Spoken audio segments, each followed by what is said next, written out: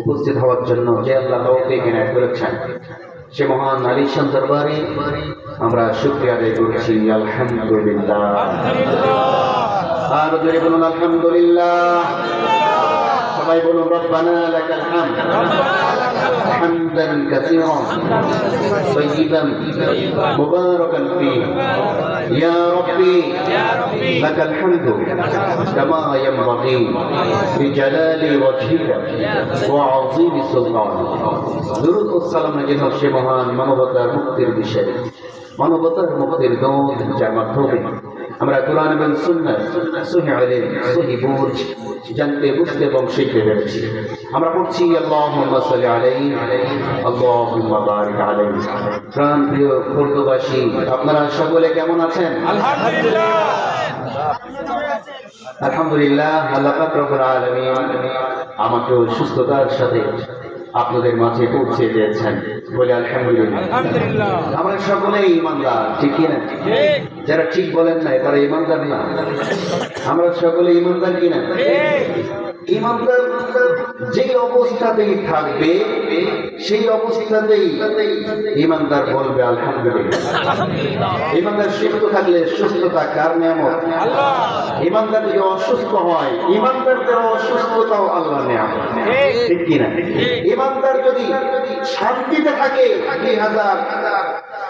2025-এর পরে, সেটাও কার নিয়ামত? আল্লাহ। ইমানদার যদি অশান্তিতে ছিল 17 বছর, ওইটাও কার নিয়ামত? আল্লাহর নিয়ামত, ঠিক কিনা? ইমানদারদের জন্য সর্বাবস্থায় আল্লাহর নিয়ামত বলতে থাকে। এই জন্য আল্লাহ রাসূল বলেছেন আলহামদুলিল্লাহি আলা কুল্লি হাল। আমরা যে অবস্থায় থাকবো বলবো কি আলহামদুলিল্লাহ। আপনারা আজকের এই প্রোগ্রামে, এই মাহফিলে উপস্থিত হতে পেরে সকলে খুশি না বেজার? অল্প না বেশি? আমরা সকলেই খুশি, কিন্তু একজন খুবই অখুশি। কে? মিস্টার ইবলিস। ইবলিস একা নয়, ইবলিসের সাথে ইবলিসের কিছু চেলা আছে, চামচা আছে, এরাও খুব অখুশি, ঠিক না? কেন জানেন? কারণ হচ্ছে এই যে আপনারা দলমত নির্বিশেষে এখানে উপস্থিত হয়েছেন, এখানে কিন্তু আমার মনে হয়, আমার একটা ধারণা যে আপনারা দলমত নির্বিশেষে এখানে বসেছেন, ঠিক কি? এখানে যেমন বিএনপি আছে, তেমন জামাত আছে। এখানে যেমন আওয়ামী লীগ আছে, তেমন চরমনাই আছে, হেফাজত ইসলাম আছে, আছে না? তার মানে বোঝা গেল সর্বদলীয় লোক একটি জায়গায় ঐক্যবদ্ধ হয়, সেটি হচ্ছে আল্লাহর কোরআনের কাছে। আলহামদুলিল্লাহ। একটি জায়গায় সকলে ঐক্যবদ্ধ, সেটা হচ্ছে আল্লাহর কোরআনের কাছে। আমরা কোরআনের সামনেই, অন্য কোরআন এবং আমি এর মাঝখানে অন্য কোনো কিছু আমরা রাখতে পারি না, ঠিক কিনা? কোরআনের সামনে যদি, কোরআনের মাঝখানে যদি আমার নেতা আসে, নেতাকে সরিয়ে দিয়ে কোরআনকে ধরবে। কোরআনের মাঝখানে যদি আমার দল আসে, দলকে সরিয়ে দিয়ে আমরা কোরআনকে ধরব, ঠিক কিনা? কোরআনের মাঝখানে যদি বিরোধিতা করার জন্য আমার নিজের বাবাও আসে, আমরা বাবাকেও ছাড় দেব না, বাবাকেও সরিয়ে কোরআনকে আঁকড়ে দেব। আমরা সেই জাতি, কারণ আমরা মুসলমান। আমরা কি মুসলমান? এই যে মুসলমান সমস্ত দলমত নির্বিশেষে এক আল্লাহর কোরআনের কাছে এসে ঐক্যবদ্ধ হয়ে যায়, এটাই শয়তান পছন্দ করে, ঠিক কিনা? এটাই ইবলিস পছন্দ করে না। আর মুসলমানদের ঐক্যবদ্ধতা দেখে ইবলিসের কিছু সামসারা ঝুলি পড়ে মরে, ঠিক কিনা? এই কারণে মাহফিল হইলেও তারা বিরোধিতা করে। ইতিপূর্বে আমরা যখন দেখেছি আলেমে আলেমের বিভেদ এখনো আছে, আগেও ছিল, এখনো কিছু কিছু আছে, কিন্তু আগের তুলনায় কম, ঠিক কিনা? আলেমে আলেমে যখন বিভেদ ছিল, তখন এই ইংলিশের সামসারাই বলে বেড়াতো যে হুজুররাই এক হতে পারে না, আমাদেরকে আর হুজুরা কি এক বানাবে? হুজুররাই তো এক হতে পারে না, হুজুররা আগে এক, আমরা এক হয়ে যাবো, বলেছি কি বলে নাই? কিন্তু এখন যখন হুজুররা ভেদাভেদ ভুলে গিয়ে, আকীদা মাসলাক ভুলে গিয়ে, দলাদলি ভুলে গিয়ে, কে পীর আর কে খানকা মানে আর কে পীর খানকা মানে না সব ভুলে গিয়ে, কে উঁচা টুপি পরে, কে নিচু টুপি পরে, ওইগুলো এইগুলা ভুলে গিয়ে কে পাগড়ি পরে আর কে পড়ে না এইগুলা ভুলে গিয়ে সব কিছু বাদ দিয়া যখন ইসলামের জন্য ঐক্যবদ্ধ হওয়ার একটা প্ল্যাটফর্ম তৈরি হয়েছে, সব হুজুররা এক হওয়ার সম্ভাবনা যখন হয়েছে, এখন এই শয়তানের চামচারা বলা শুরু করেছে হুজুররা কেন এখন এক হচ্ছে। হুজুররা মানে ভিন্ন ভিন্ন ছিল, আলাদা ছিল, তখন ফতুয়া ভূগোল বাজার ফতুয়া দিত। আর এখন যখন হুজুররা এক হতে যাচ্ছে তখন জলিপুরে শেষ হয়ে যাচ্ছে, বলছে ইসলামের সাথে রাজনীতির সম্পর্ক নেই। ইসলামের সাথে কিছু সম্পর্ক নাই। সম্মানিত ভাইরা আমার, আমি কিন্তু কোনো দলীয় কথা বলার জন্য এখানে আসিনি, কোন দলের পক্ষে বা বিপক্ষে কোনো কথা আমি বলবো না ইনশাআল্লাহ। কিন্তু কথা যা বলবো কোরআন এবং হাদিস থেকে। কোরআন এবং হাদিসের কথা বললে যদি আমার দলের বিরুদ্ধে যায় অসুবিধা আছে। কোরআন এবং হাদিসের পক্ষে কথা বললে যদি আমার নেতার বিরুদ্ধে যায়, নেতা যদি চোর হয়, কোরআন যদি চোরের বিপক্ষে কথা বলে, তাহলে আমি তখন বলবো নাকি হুজুর আমার নেতার বিরুদ্ধে কথা বলেছে? কথা বলছে না কেন? দল যদি জনগণের হক নষ্ট করে আর কোরআন যদি জনগণের হক নষ্টকারীর বিরুদ্ধে কথা বলে, তাহলে আমি তখন বলবো হুজুর আমার দলের বিরুদ্ধে কথা বলেছে? এ কথা বলবো। সুতরাং আমরা কথা বলবো কোরআন থেকে, ঠিক কিনা? কোরআনের জন্য আমরা ঐক্যবদ্ধ হব। ইতিপূর্বে যেমন কোরআনকে সামনে নিয়ে বাংলাদেশের সমস্ত মুসলমান দলমত নির্বিশেষে ঐক্যবদ্ধ হয়ে কোরআন বিরোধীদের বিপক্ষে অবস্থান নিয়েছে, আজীবন যতদিন বেঁচে থাকবো কোরআনকে সামনে নিয়ে, কোরআনকে সামনে নিয়ে, আবারও বলছি কোরআনকে সামনে নিয়ে দলমত ভরে গিয়ে আল্লাহর জমিনে আল্লাহর কোরআন প্রতিষ্ঠিত করার জন্য ঐক্যবদ্ধ হতে রাজি আছে কারা মুসলমান? হাত তুলে দেখে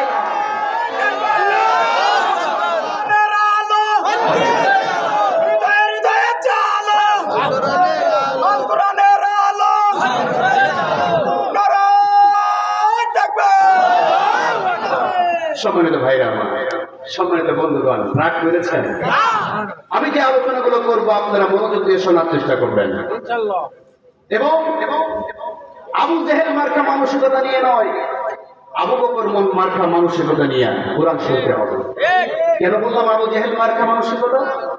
খুব ভালো করে বুঝতে হবে।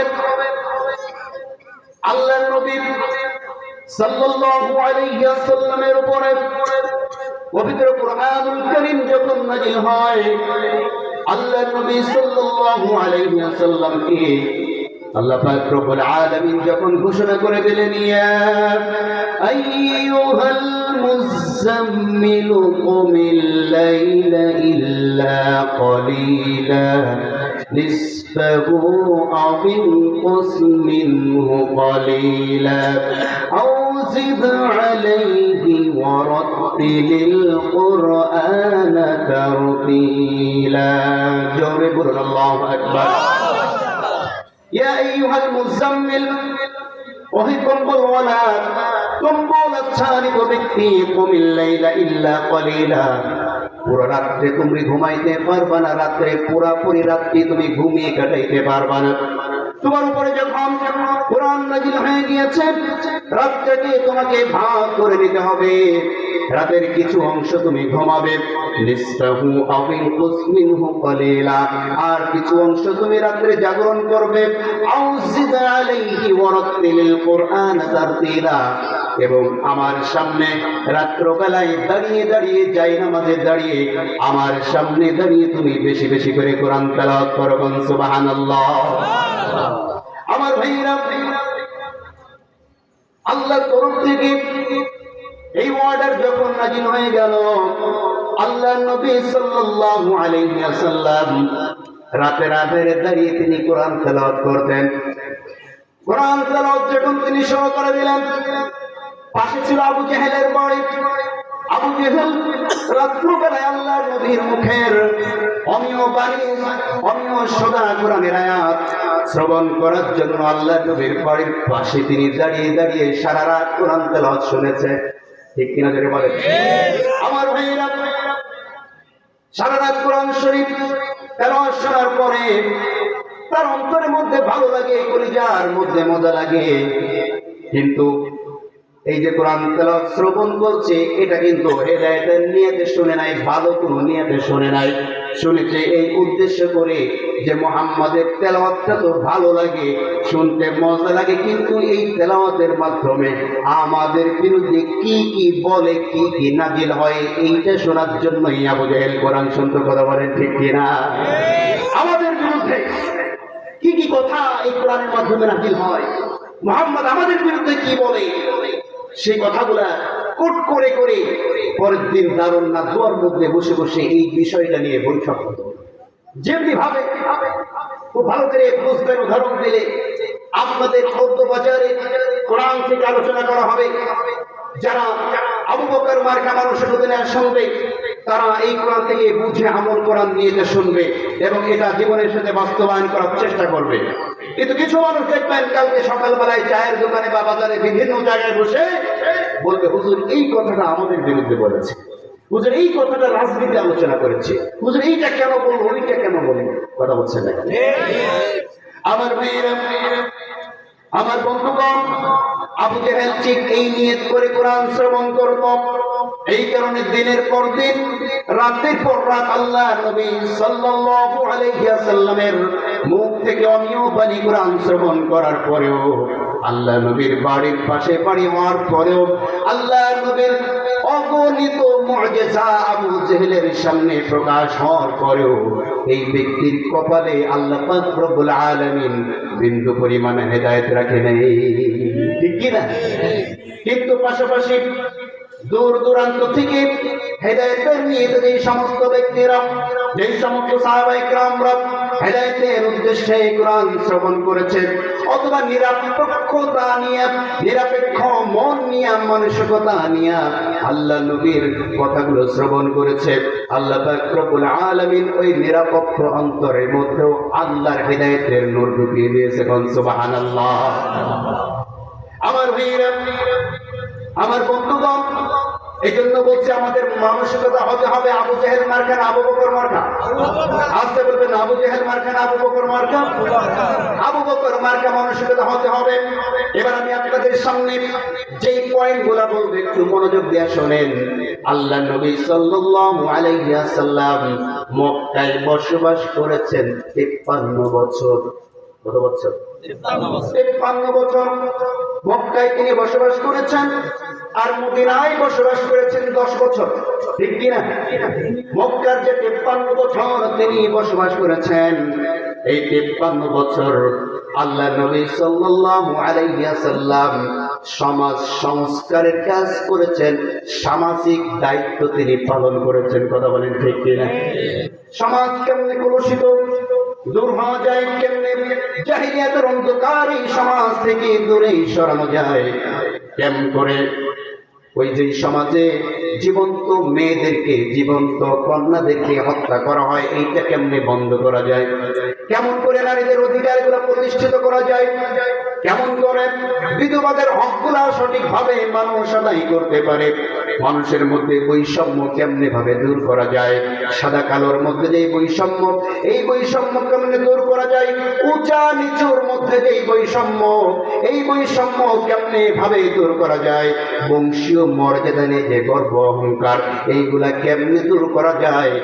জাহেলিয়াতের যুগে একটা ছোটখাটো বিষয় নিয়ে যুগের পর যুগ গোত্রে গোত্রে হানাহানি লেগেই থাকতো, এইগুলা কেমনে দূর করা যায়, এই কাজ নিয়ে আল্লাহ নবী মক্কায় কাজ করেছেন। কথা বলেন ঠিক কিনা? আমার ভাইরা, আমার বন্ধুগণ, মক্কার এই যে 53 বছর তিনি সামাজিক দায়িত্ব পালন করেছিলেন সামাজিক নেতা হিসাবে। ঠিক কিনা? কিন্তু মদিনায় যখন আল্লাহর হুকুমে তিনি আল্লাহর পক্ষ থেকে মদিনায় যখন তিনি হিজরত করলেন, মদিনার 10টি বছর আল্লাহ নবী সাল্লাল্লাহু আলাইহি ওয়াসাল্লাম রাষ্ট্রপ্রধান হিসাবে দায়িত্ব পালন করেছে। ঠিক কি বলেন? মদিনায় 10টি বছর তিনি যখন রাষ্ট্র পরিচালনা করেছেন, এই রাষ্ট্র পরিচালনা করার জন্য একটা সংবিধান প্রয়োজন। ঠিক কিনা? এই সংবিধানের নীতিমালা, সংবিধানের ধারা তিনি বাস্তবায়ন করার জন্য, সংবিধান প্রণয়ন করার জন্য মদিনার বড় বড় পণ্ডিত আর মক্কার বড় বড় পণ্ডিতদেরকে একত্রিত করেছিলেন। মদিনার বড় বড় পণ্ডিতদেরকে একত্রিত করেছিলেন, মক্কার বড় বড় শিক্ষিতদেরকে একত্রিত করেছিলেন। কোন সংবিধান দিয়ে রাষ্ট্র চালিয়েছেন? আজকে বলবেন না, কোন সংবিধান দিয়ে?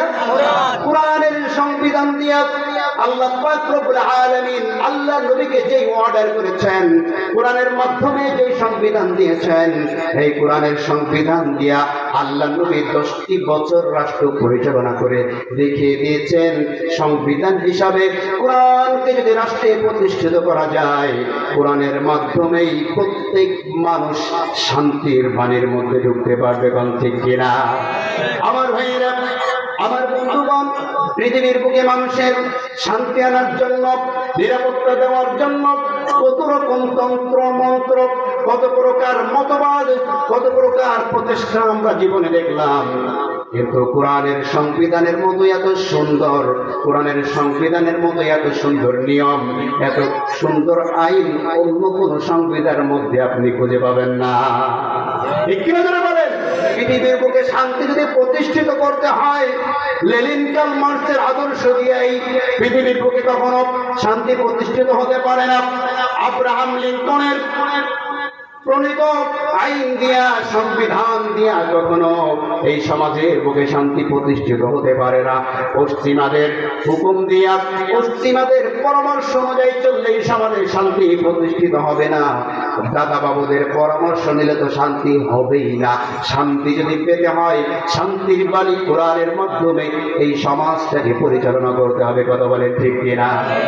তাহলে বোঝা গেল, খুব ভালো করে বুঝবেন, আল্লাহ নবী সাল্লাল্লাহু আলাইহি ওয়াসাল্লাম রাষ্ট্রীয় দায়িত্ব পালন করেছেন। আল্লাহ নবী রাষ্ট্রীয় দায়িত্ব পালন করেছেন কোরআন দিয়ে, সংবিধান দিয়েছেন কোরআন দিয়ে। এই কোরআন দিয়ে রাষ্ট্র পরিচালনা করা, রাষ্ট্র পরিচালনার দায়িত্ব ইসলাম গ্রহণ করা, এটা আল্লাহ নবীর দেখানো সুন্নাত। আমার ভাইয়ের, এবার কোন মুসলমান যদি আল্লাহর নবীর কাজকে অস্বীকার করে, আল্লাহ নবীর সুন্নাতকে অস্বীকার করে, আল্লাহ নবীর দেখানো পদ্ধতিকে অস্বীকার করে ফেলে, বলেন তো এই ব্যক্তি কি মুসলমান থাকবে নাকি ঈমান যাবে? আসতে বলবেন না, ঈমান থাকবে না যাবে? তাহলে আল্লাহর নবীর সুন্নাত হচ্ছে রাষ্ট্র পরিচালনার দায়িত্ব নেওয়া, আর সাহাবাদের সুন্নাত হচ্ছে আল্লাহ নবীর সঙ্গে রাষ্ট্র পরিচালনায় সহযোগিতা করা। কথা বলছেন না কেন? আল্লাহ নবীর সুন্নাত হচ্ছে কোরআনের সংবিধানের মাধ্যমে রাষ্ট্র পরিচালনা করা, আর সাহাবায়ে কেরামদের সুন্নাত হচ্ছে কোরআনের সংবিধানের আলোকে নিজেরা পরিচালিত হওয়া, পরিবার পরিচালনা করা, সমাজ পরিচালনা করা। কথা বলেন ঠিক কিনা? আমার ভাইয়েরা, এবারে শুন, এই কোরআনের বিরুদ্ধে যারা অবস্থান নেয়, কোরআনের রাষ্ট্রনীতির বিরুদ্ধে যারা অবস্থান নেয়, তারা সরাসরি আল্লাহ নবীর সুন্নাতের বিরুদ্ধে অবস্থান নিয়েছে। কথা বলেন ঠিক কিনা? আমি আপনাদেরকে বলি, পরামর্শ নেই, কটাক্ষ করার জন্য নয়, প্রতিপন্ন করার জন্য নয়, ভালোবেসে বলছি, আপনি স্টাডি করুন, আপনি কোরআন পড়ুন, আল্লাহ রাসূলের জীবনী পড়ুন, সাহাবায়ে কেরামদের জীবনী পড়ুন, এবং দেখুন আল্লাহর নবী আপনার আমার জন্য রাষ্ট্রীয় ব্যবস্থার মধ্যে কি কি সুন্নাত রেখে দিয়েছেন, আর আমরা করছিটা কি আর বলছিটা কি, একটু ভাবুন, ভেবে চিন্তে কাজ করুন। ঠিক কিনা? কারণ আমরা সকলেই চাই আমাদের প্রভু এক, আমাদের প্রভু একজন, আমাদের নবী একজন, আমাদের কাবা একটি, আমাদের সংবিধানে সব কিছুকে পিছু ফেলে দিয়া আল্লাহ এক, এইটার কাছে আমরা ঐক্যবদ্ধ হয়ে যাই। নবী এক, এইটার কাছে আমরা ঐক্যবদ্ধ হয়ে যাই। আল্লাহর কোরআন এক, এইটার কাছে আমরা ঐক্যবদ্ধ হয়ে যাই। পাশাপাশি দলাদলে ইখতিলাফ সব থাকবে, কিন্তু মূল টার্গেট আমাদের থাকতে এই তিনটা জিনিস। কথা বলেন ঠিক কিনা? রাজি আছেন সবাই? রাজি আছেন? আমার ভাইয়েরা, আমার বন্ধুগণ, আমি আপনাদের সামনে তেলাওয়াত করেছি সূরাতুত তাওবা। কোন সূরা? তাওবা। এই সূরার 111 নম্বর আয়াত থেকে আমি আপনাদের সামনে তেলাওয়াত করেছি। আল্লাহ যদি চাহে তো এই আয়াতকে সামনে নিয়ে কিছু আলোচনা আপনাদের সামনে করতে চাই। একটু সময় দেওয়া যাবে? সময় দেবেন তো ইনশাআল্লাহ? তাওবা শব্দের অর্থ কি বলতে পারেন কেউ? তাওবা শব্দের অর্থ কি? ফিরে আসা। মাশাআল্লাহ। তাওবা শব্দের অর্থ ফিরে আসা। তাওবা শব্দের অর্থ হচ্ছে নিজেকে পরিশুদ্ধ করার জন্য নিয়ত করা। তওবা শব্দের অর্থ হচ্ছে খারাপ কাজ বাদ দিয়ে দেওয়া। তওবা শব্দের অর্থ হচ্ছে ভালো কাজের প্রতি ইনভলভ হওয়া। এই কথা কি বুঝতে পেরেছেন? তাহলে তওবা শব্দের অর্থ ফিরে আসে। আমরা কিসের থেকে ফিরে আসবো? আমরা ফিরে আসবো আমাদের দ্বারা ইতিপূর্বে আমরা যে পাপের মধ্যে ছিলাম, যে অপরাধ কর্মকাণ্ডের মধ্যে ছিলাম, যে জালিম এর সঙ্গে ছিলাম, যে অপরাধ কাণ্ড কর্ম ঘটায় এই ধরনের নেতাদের পিছনে ছিলাম। এখন থেকে আমরা ফিরে এসে যারা ভালো কথা বলে, যারা ভালো কাজ করে এবং নিজে ভালো কাজ করতে পারি, আর জীবনে কখনো খারাপ কাজের দিকে যাব না, এই দিকে ফিরে আসতে হবে। কথা কি বুঝতে পেরেছেন? আমার ভাইয়েরা, আমার বন্ধুগণ, আল্লাহ পাক রব্বুল আলামিন এই সূরার মধ্যে 111 নম্বর আয়াতে আমাদেরকে যে শিক্ষাগুলো দিয়েছেন, প্রত্যেক ঈমানদার যদি অন্তত এই শিক্ষাগুলো আমরা বাড়িতে নিয়ে যেতে পারি, আল্লাহর কসম করে বলছি ওই ব্যক্তির জন্য ইসলামের পথে চলা সহজ হয়ে যাবে। আল্লাহ রাব্বুল আলামিন বলেন, ইন্নাল্লাহা আশতারা মিনাল মুমিনিনা আনফুসাহুম وأموالهم بأن لهم الجنة يقاتلون في سبيل الله فيقتلون ويقتلون جرب الله أكبر إن الله اشترى من المؤمنين নিশ্চয় আল্লাহ পাক রব্বুল আলামিন ঈমানদারদের কাছ থেকে ক্রয় করে নিয়েছেন। ঈমানদারদের কাছ থেকে আল্লাহ পাক ক্রয় করেছেন মিনাল মুমিনিনা আনফুসাহুম ওয়া আমওয়ালাহুম, ঈমানদারদের জান এবং মাল, বিআন্না লাহুমুল জান্নাহ, জান্নাতের বিনিময়ে। কোন সুবহানাল্লাহ।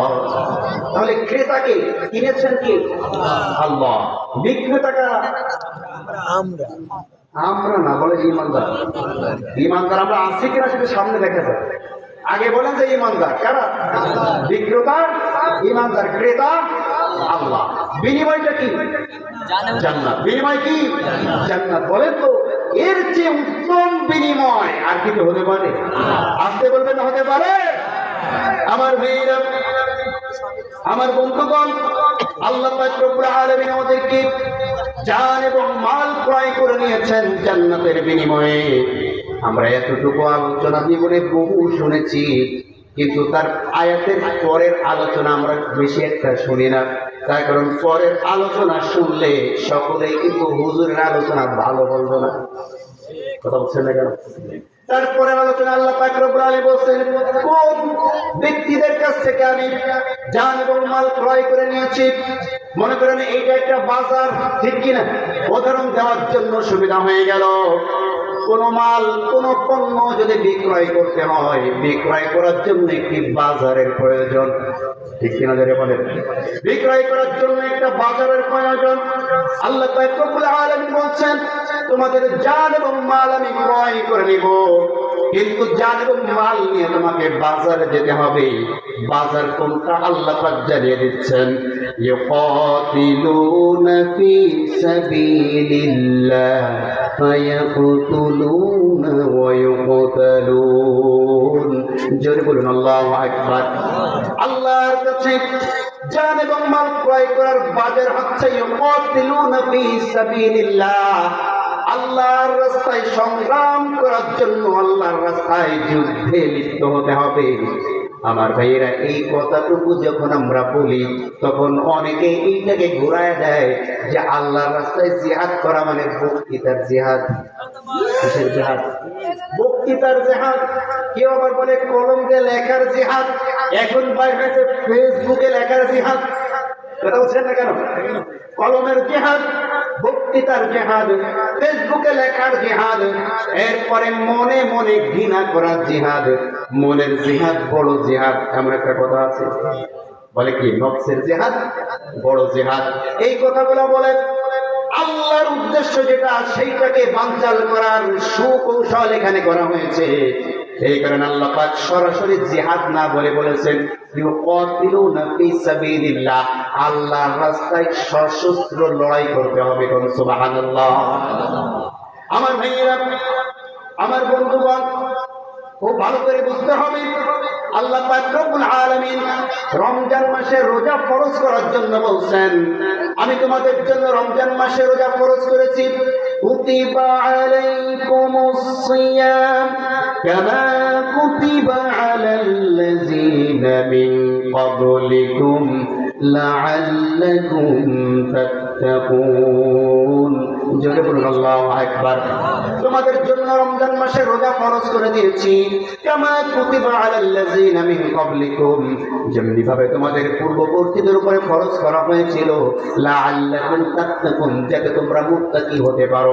একথা শুনে আমাদের অসুবিধা হলো না, কোনো সমস্যা হলো না। রমজান মাসে রোজা অনেক ভালো জিনিস, ইফতারি খাওয়া যাবে, সেহরি খাওয়া যাবে, সুন্দর সুন্দর কাজ করা যাবে। জীবনে কোনোদিন যে 5 ওয়াক্ত নামাজ পড়ে না, রমজান মাস আসার 1 মাস আগে ইফতারি কেনার জন্য পাগল হয়ে যায়। কেন? আমার ভাইরা ভালো করে বুঝবেন, আল্লাহ বলছেন কুতিবা আলাইকুমুস সিয়াম, তোমাদের জন্য আমি সিয়ামকে ফরজ করেছি, কোনো অসুবিধা হয় নাই। কিন্তু সেই একই আল্লাহ বলছেন কুতিবা আলাইকুমুল কিতাল, আমি আল্লাহ তোমাদের জন্য আল্লাহর জমিনে আল্লাহর দ্বীন কায়েম করার জন্য সংগ্রাম করাকেও ফরজ করেছি। কুতিবা আলাইকুমুস সিয়াম শুনলেন, আপনার মন খারাপ হলো না, কপালটা ঘুচকাইল না, কিন্তু যখনই শুনলেন কুতিবা আলাইকুমুল কিতাল, তখনই মনটা খারাপ হয়ে গেল, কপালটা একটু ঘুচিয়ে গেল। কপালটা একটু ঘুচিয়ে গেল না? সিয়াম কত সুন্দর কথা, সালাত নামাজ পড়া কত সুন্দর কথা, হজ করার কথা বলবে, যাকাত দেওয়ার কথা বলবে, জান্নাতের বয়ান করবে, জাহান্নামের ওয়াজ করবে, তা না হুজুর ঘুরে ফিরে গেলে এই জিহাদের কথা বলবে।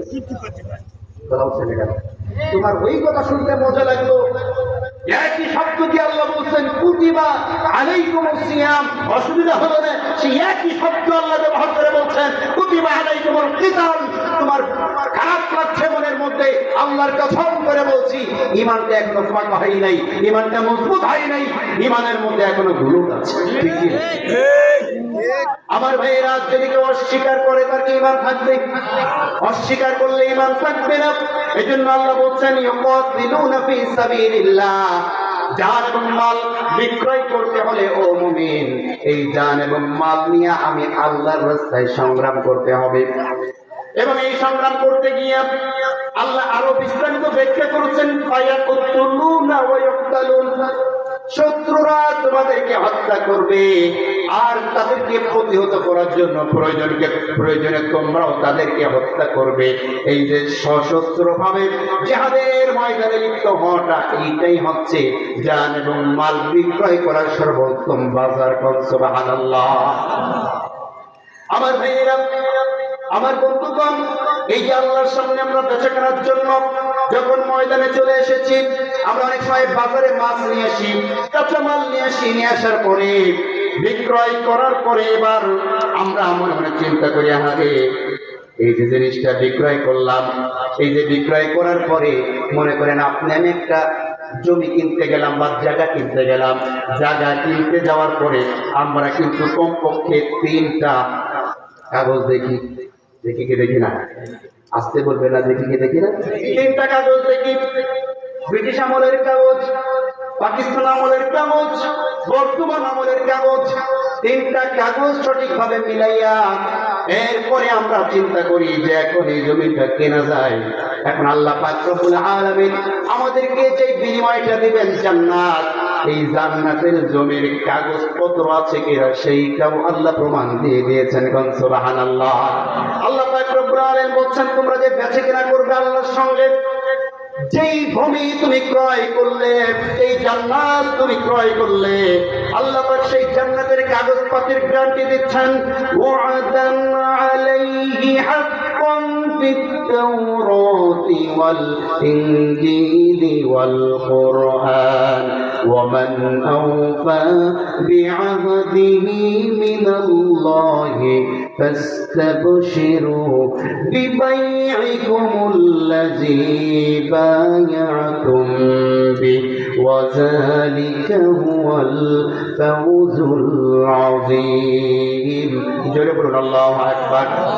আল্লাহ পাক যে ওয়াদা তোমাদেরকে করেছেন জান্নাতে, তার কাগজপত্রের ডকুমেন্ট হচ্ছে প্রথমে ব্রিটিশ আমলের কাগজ, আলাইহি হাক্কান ফিত তাওরাত, সর্বপ্রথম মুসার উপরে যে তাওরাত নাযিল হয়েছে, এই তাওরাতের মধ্যে এই জান্নাতের কাগজপত্র সব ঠিক আছে, সুবহানাল্লাহ।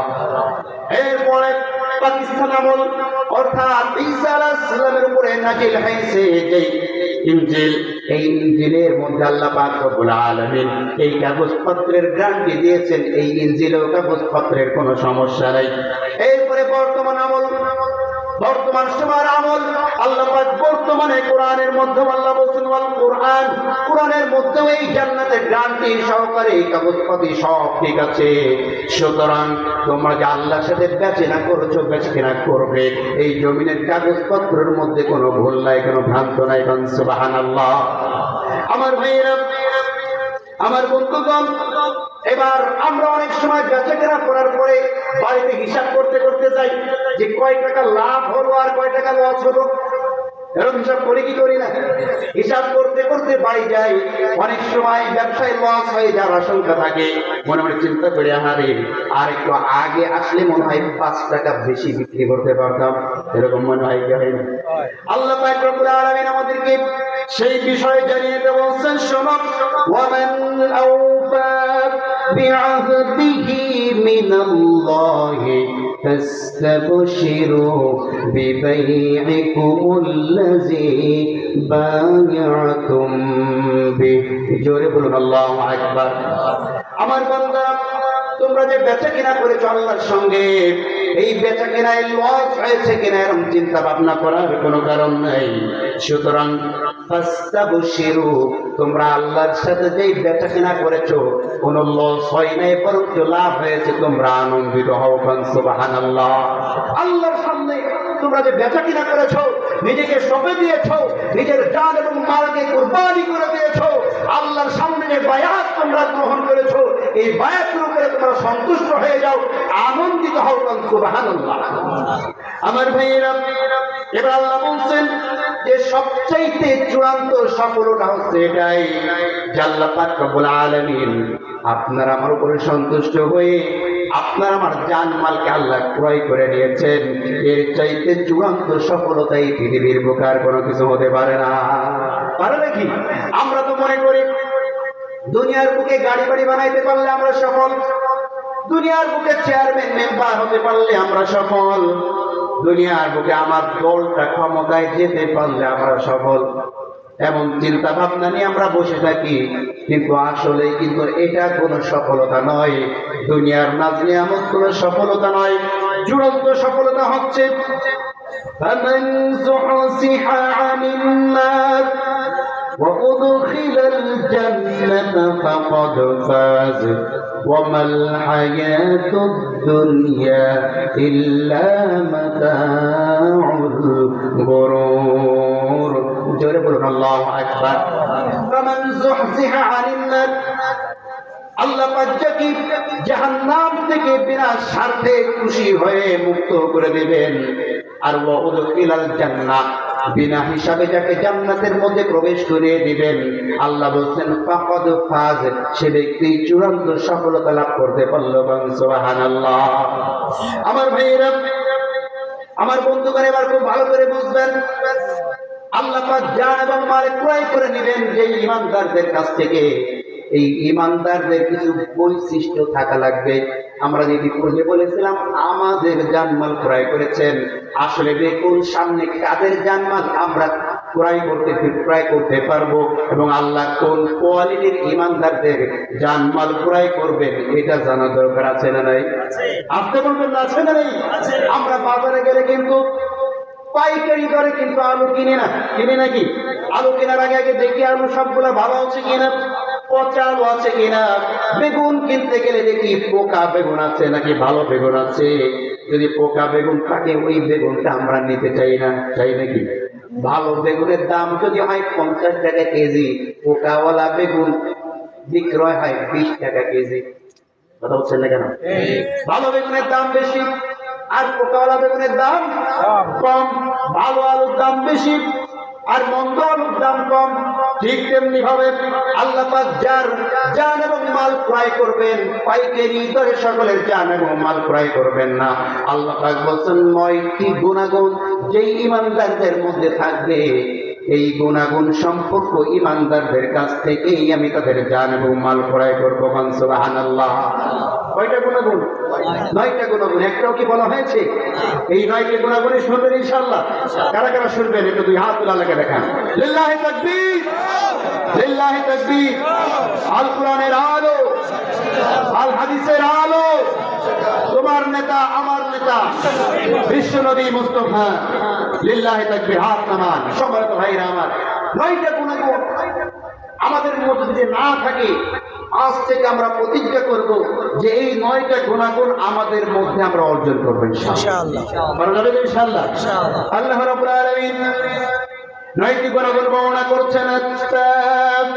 ইবুনাল আবিদুনাল হামিদুনাস সাইহুন الراكعون الساجدون الآمرون بالمعروف والناهون عن المنكر والحافظون لحدود الله جورب الله أكبر 9টি গুণাগুণের 1 নম্বর গুণ যেটা, সেটা হচ্ছে আত-তাইবুন। 1 নম্বর গুণ কি? আসতে বলবেন না। 1 নম্বর গুণ কি? আত-তাইবুন। তাইবুন শব্দের অর্থ হচ্ছে তওবাকারীগণ। সুবহানাল্লাহ পড়েন। তাইবুন শব্দের অর্থ কি? তওবাকারীগণ। আমার ভাইয়েরা, আমার বন্ধুগণ, আমাদের প্রত্যেককেই তওবাকারীগণদের অন্তর্ভুক্ত হতে হবে। কেমনে আপনি সঠিকভাবে তওবা করতে পারবেন? আমরা তো মনে করি সকাল বেলায় অন্যায় করেছি, বিকেল বেলায় বললাম তওবা তওবা আস্তাগফিরুল্লাহ, হয়ে গিয়েছে। কথা বলছেন না কেন? আবার পরের দিন সেই একই অপরাধ আবার সংঘটিত হয় কি হয় না? খুব ভালো করে বুঝতে হবে তওবাকারী কেমন ভাবে হতে হবে, কেমন তওবা আপনাকে আমাকে করতে হবে, এবং এই তওবাকারী হতে পারলে আমাদের লাভটা কি হবে, এই বিষয় সম্পর্কে একটা হাদিস এবং একটা আয়াত বলবো। আল্লাহর নবী সাল্লাল্লাহু আলাইহি ওয়াসাল্লামের জামানায় একজন মহিলা, সে পাপের কাজের সাথে লিপ্ত হয়ে গেল, জেনার কাজের সাথে লিপ্ত হয়ে গেল। মা বোনরা যারা আছেন খুব ভালো করে একটু শ্রবণ করেন। আমাদের সমাজে অনেক মা বোনেরা আছে, নিজের স্বামী থাকা অবস্থায়ও অন্য পর পুরুষের সাথে পরক্রিয়া করে। বুঝতে পারছেন? করে কি করে না? নিজের স্বামী আছে, এরপর অন্য পুরুষের সাথে পরক্রিয়া করে, অথবা স্বামী থাকে বিদেশে, দেশের মাটিতে কোনো ব্যক্তির সাথে পরক্রিয়ায় লিপ্ত হয়। আমার ভাইয়েরা, আমার বন্ধুগণ, কোন পুরুষ অথবা কোন মহিলা যদি পরক্রিয়ায় লিপ্ত হয়ে যায়, কঠিন কিয়ামতের ময়দানে তাদের শাস্তি হলো, দুনিয়াতে তো শাস্তি আছেই, আর কিয়ামতে তাদের শাস্তি হচ্ছে। যেই পুরুষ কোন নারীর সাথে পরক্রিয়ায় লিপ্ত হবে, জিনায় লিপ্ত হবে, কিয়ামতে ওই পুরুষের জন্য আগুন দ্বারা একটা মহিলা তৈরি করা হবে। কি দ্বারা? আগুন দ্বারা আগুনের মানুষ তৈরি করা হবে, আগুনের নারী তৈরি করা হবে। এই আগুনের নারী ওই পুরুষকে আহ্বান জানাবে, আসো আমার কাছে, আসো আমার সাথে মিলিত হও। পুরুষ তখন ওই আগুনের নারী দেখে পালানো শুরু করবে। ওই আগুনের নারী ওই পুরুষকে জোর করে ধরে ওই পুরুষের সাথে মিলিত হবে। একটুখানি চিন্তা করেন তো, আগুন মার্কা একটা নারীর সাথে যদি আপনি মিলিত হন, আপনার অবস্থাটা কি হবে? কথা বলছেন না কেন?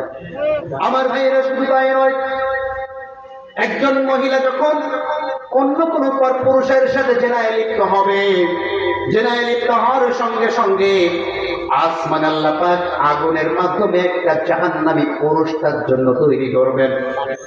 এই আগুন মার্কা পুরুষ, আগুনের পুরুষ কিয়ামতের ময়দানে এই মহিলাকে আহ্বান জানাবে। মহিলা পুরুষ থেকে দৌড়িয়ে পালানোর জন্য চেষ্টা করবে। এই সময় এই আগুনের তৈরি পুরুষটা ওই মহিলার পিছে পিছে দৌড়িয়ে ওই মহিলাকে পেছন থেকে পাকড়াও করবে, জোর করে মহিলার সাথে মিলিত হবে। মিলিত হওয়ার সঙ্গে সঙ্গে মহিলা গর্ভবতী হয়ে যাবে, বলি নাউযুবিল্লাহ। গর্ভবতী হওয়ার পরে দুনিয়ায় তো আপনি যখন পরক্রিয়া করে গর্ভবতী হয়েছেন, হয়তোবা ট্যাবলেট খেয়ে, না হয় হাসপাতালে গিয়ে অ্যাবর্শন করিয়েছেন, কিন্তু কিয়ামতের ময়দানে আসমান আখিরাতে যখন এই আগুনের মানুষের সাথে মিলিত হওয়ার পরে আপনি প্রেগন্যান্ট হয়ে যাবেন, গর্ভে যখন সন্তান হয়ে যাবে, এমনি স্বাভাবিক সন্তান কোনো মহিলার গর্ভে যদি আসে, তারপরেও এই মহিলা কিন্তু সহ্য করতে পারে না। অনেক যন্ত্রণা হয়, অনেক কষ্ট হয়, ব্যথায় অনেককে কাতরাইতে লেগেছি। আমার ভাইরা, স্বাভাবিক মানুষ পেটের মধ্যে থাকে, তাই ব্যথা সহ্য হয় না। কিন্তু একটা আগুনের টুকরা, আগুনের দোলা অর্থা মানুষ যদি পেটের মধ্যে থাকে, বলেন তো ওই মহিলার কত কষ্ট হবে। চিৎকার করতে থাকবে, চিৎকার করে জাহান্নামের এই প্রান্ত থেকে ওই প্রান্তে দৌড়াদৌড়ি করবে, আর চিৎকার করবে আর বলবে, আমার এই সন্তানটাকে গর্ভপাত করে দাও, আমার এই সন্তানটাকে, দুনিয়ায় তো সিজারের ব্যবস্থা ছিল, এখন একটু পেটটা কেটে আমার সন্তানকে বাইর করো। বলো তো আখিরাতে কি সিজারের ব্যবস্থা থাকবে না? আসতে বলবে না থাকবে? আখিরাতে কোনো সিজারের ব্যবস্থা নাই। এই সন্তান কখনো সেই ডেলিভারি করতে পারবে না, এমনকি হাজার হাজার বছর এটাকে বহন করার পরে তার শরীরটা ধ্বংসে যাবে।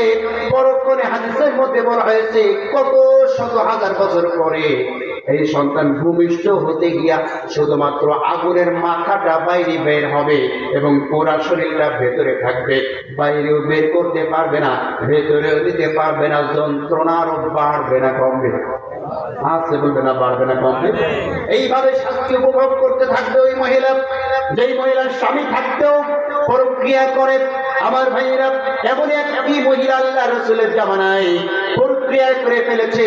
একজন পরপুরুষের সাথে গর্ভে সন্তান চলে এসেছে। সন্তান চলে আসার পরে ওই মহিলা অনুতপ্ত হয়েছে। আল্লাহর তরফ থেকে যখন আদেশ হয়েছে, ওয়ালা তাকরাবুজ জিনা ইন্নাহু কানা ফাহিশাতাও ওয়া সাআ সাবিলা, জোরে বলুন আল্লাহু আকবার। আর الزانية والزاني فاجلدوا كل واحد منهما 100 جلدة। এই আয়াতগুলো যখন নাযিল হয়ে যায় আর হাদিসের মধ্যে যখন বলা হয় কোন বিবাহিত পুরুষ আর বিবাহিত নারী যদি জেনায় লিপ্ত হয়, ওই বিবাহিত পুরুষ এবং মহিলাকে মাজা পর্যন্ত পুঁতে ফেলে পাথর মেরে তাকে হত্যা করতে হবে। ঠিক কি না? আমার ভাইয়েরা, আমার বন্ধুগণ, খুব ভালো করে বোঝার চেষ্টা করবেন।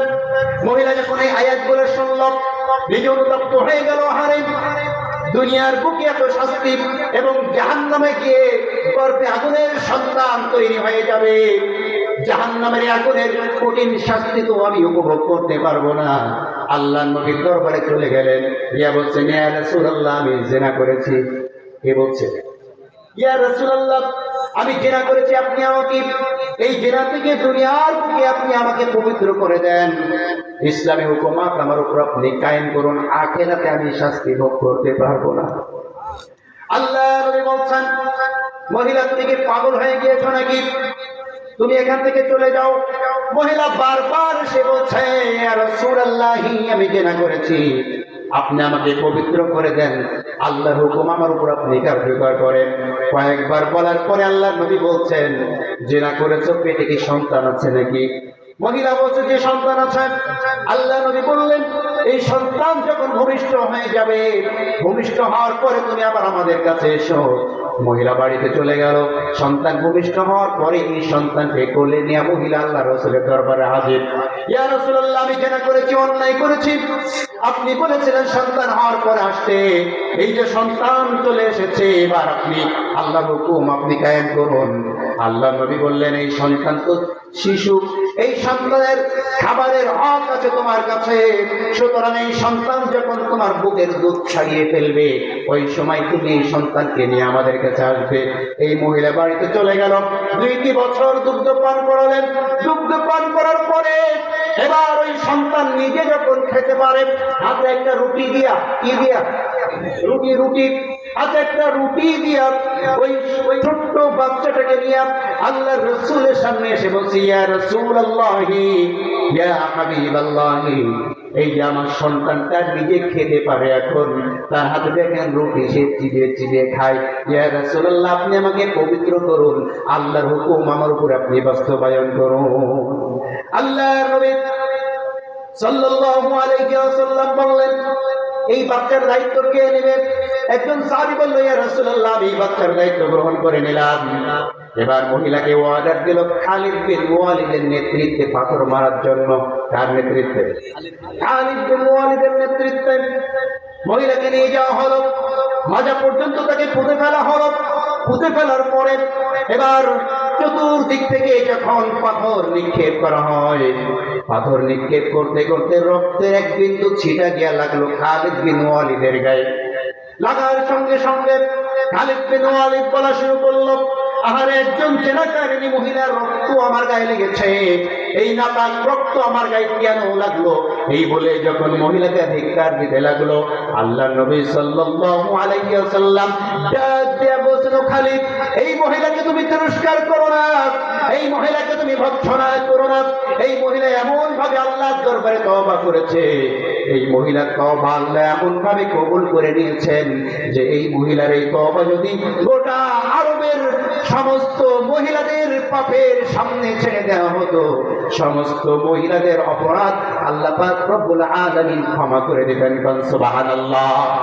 এজন্য যারা নাকি সঠিকভাবে তওবা করবে তাদের কি উপকার হবে? পবিত্র কুরআনুল কারীমের সূরাতুল ফুরকানের মধ্যে আল্লাহ পাক রব্বুল আলামিন সুন্দর করে বলছেন, ইল্লা মান তাবা ওয়া আমানা ওয়া আমিলা আমালান সালিহান ফাউলাইকা ইউবাদদিলুল্লাহু সাইয়্যাতিহিম হাসানাত ওয়া কানাল্লাহু গফুরুর রহিমা। জোরে বলুন আল্লাহু আকবার।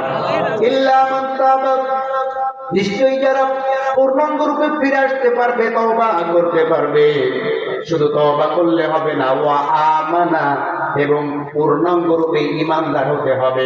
ওয়া আমিলা সালিহাত, এবং খারাপ কাজ বাদ দিয়ে ভালো কাজের মধ্যে যে ব্যক্তি প্রবেশ করবে, ফাউলাইকা ইউবাদদিলুল্লাহু সাইয়্যাতিহিম হাসানাত, তার পূর্বে যত অপরাধ ছিল সঠিকভাবে তওবা করার পরে ভালো কাজ করার কারণে পূর্বের যে অপরাধগুলো ছিল এই অপরাধগুলোকে আল্লাহ পাক রব্বুল আলামিন নেকিতে পরিপূর্ণ করে দিবেন।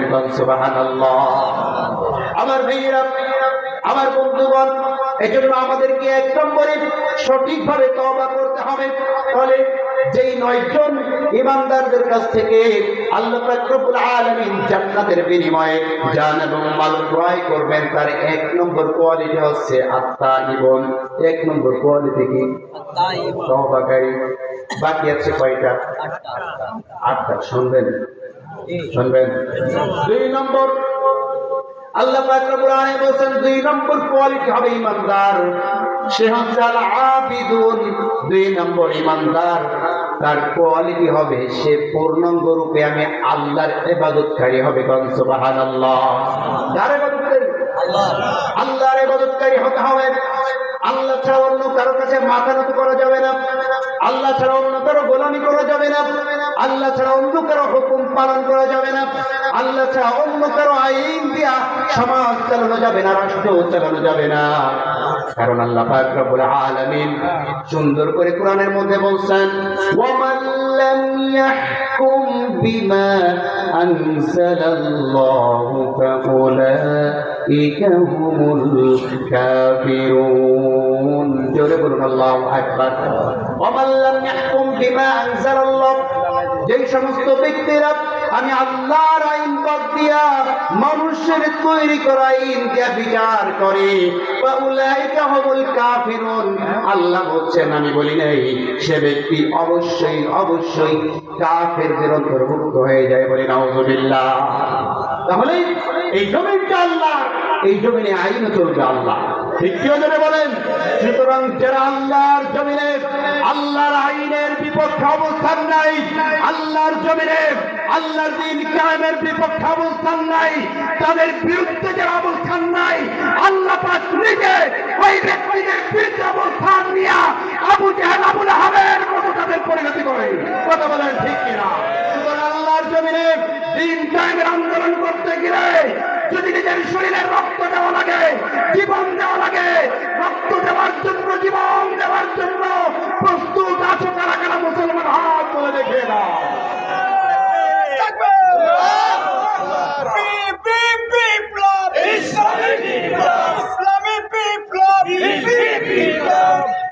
দিনের ভবিষ্যৎ ইসলামী বিপ্লব।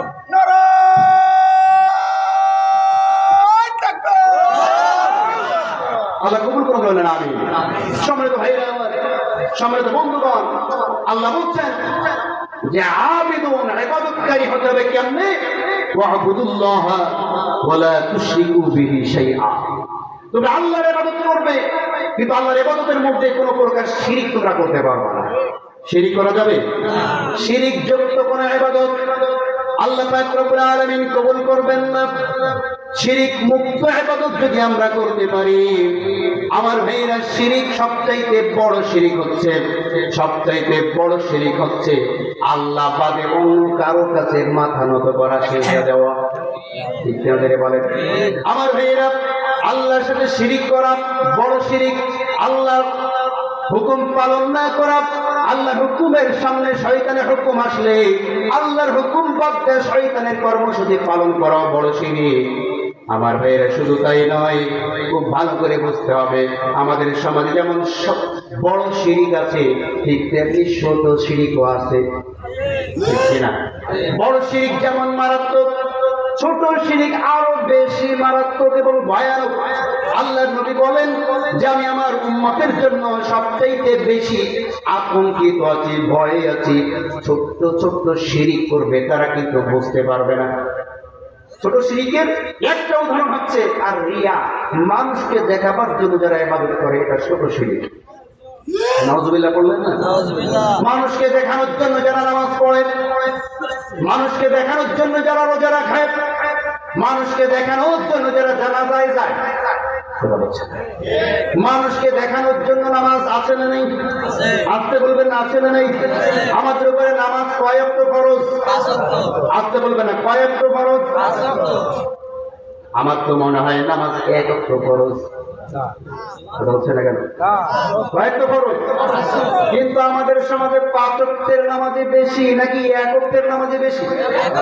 আসতে বলবেন না? 1 ওয়াক্তের নামাজে মসজিদে জায়গা হয় না, কিন্তু বাকি 5 ওয়াক্ত নামাজে মানুষ পাওয়া যায় না। কথা বলছেন না কেন? আপনি যদি খুব ভালো করে বুঝবেন, আপনি যদি আল্লাহকে সন্তুষ্টির উদ্দেশ্যে নামাজ পড়ে থাকেন, অবশ্যই আপনি 5 ওয়াক্ত নামাজ পড়বেন। আর যদি আপনি 1 ওয়াক্ত নামাজ পড়েন, হজেরও আসেন নাই, শুধুমাত্র জুমায় এসেছেন, জুমার নামাজ শেষ, আসরে আপনার খোঁজ নাই, আল্লাহর কসম করে বলছি এইটা হবে মানুষকে দেখানোর নামাজ। কথা বলছেন না কেন? নামাজ জুমার দিন না পড়তে গেলে মানুষ কি বলবে? জুমার দিন একটা দিন যদি নামাজ না পড়তে যায়, মানুষ কি মনে করবে? অন্তত সপ্তাহে একটা দিন তো মসজিদে যাই, মুসলমানের খাতায় নামটা উঠাই, এই যে মানুষকে দেখাবার জন্য নামাজ পড়লেন, এটা ছোট্ট শিরক। কথা বলছেন না কেন? মানুষকে দেখাবার জন্য দান সৎকা করে কি করে না? মানুষকে দেখানোর জন্য যারা দান করবে, যে মানুষ আমাকে অনেক বাহা দিবে, মানুষ আমাকে বলবে অমুক দানবে খুব বেশি দান করেছে, মানুষকে দেখানোর জন্য যারা দান করে, এরাও আল্লাহর সাথে ছোট শিরক করে। কথা হচ্ছে না কেন? সঠিকভাবে যাকাত যারা আদায় করবে, যাকাত আদায়ের নিয়ম হচ্ছে, আপনি যদি আপনার অর্থ যদি 1 লক্ষ টাকা যাকাত আসে, এই 1 লক্ষ টাকা যাকাতের টাকাটা আলাদা বাহির করার পরে আপনার নিজের আত্মীয়র মধ্যে, নিকট আত্মীয়র মধ্যে আগে খুঁজতে হবে কোন ব্যক্তি দরিদ্র আছে, হত দরিদ্র আছে। কথা হচ্ছে না কেন?